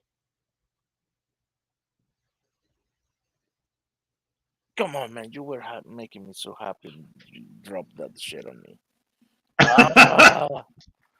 No, this is what they're doing. Every time I see somebody communicate, you got to watch Strange New Worlds, and then I start finding out all this stuff, and I'm thinking, well, are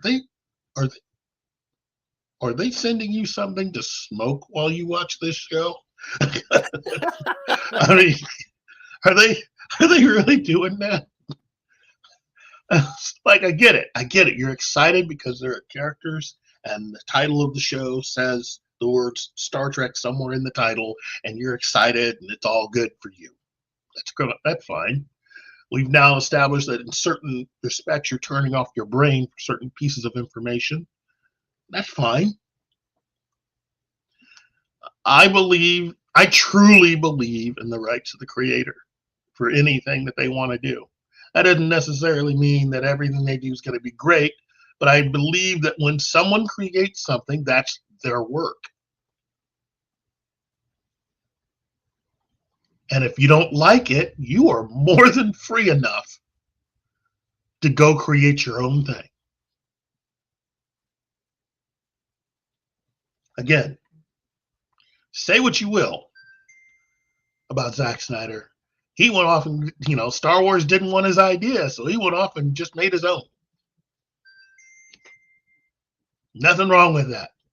Every single person, even within the sound of my voice, is free to go do that. They are free to go off and make their own. Akiva Goldsman has never had an original idea in his life. Nope. We So probably need to think about wrapping it up. Yeah, we're going to wrap this up. This has been one of my longer episodes, but considering what tomorrow is, yeah, I'm glad I did it. Anyway, well, just to thank everybody, Fletcher Williams, a.k.a., he sucks at games channel, the Peter Venkman fan site, Mrs. A, Hex Alien Game, Allen Games, Zax, Ram Bam 3000, Ariel Ballet, Twirly Wolf, Anima Confusa, and Penny.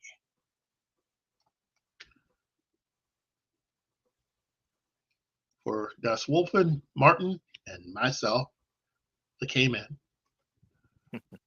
Have a better day.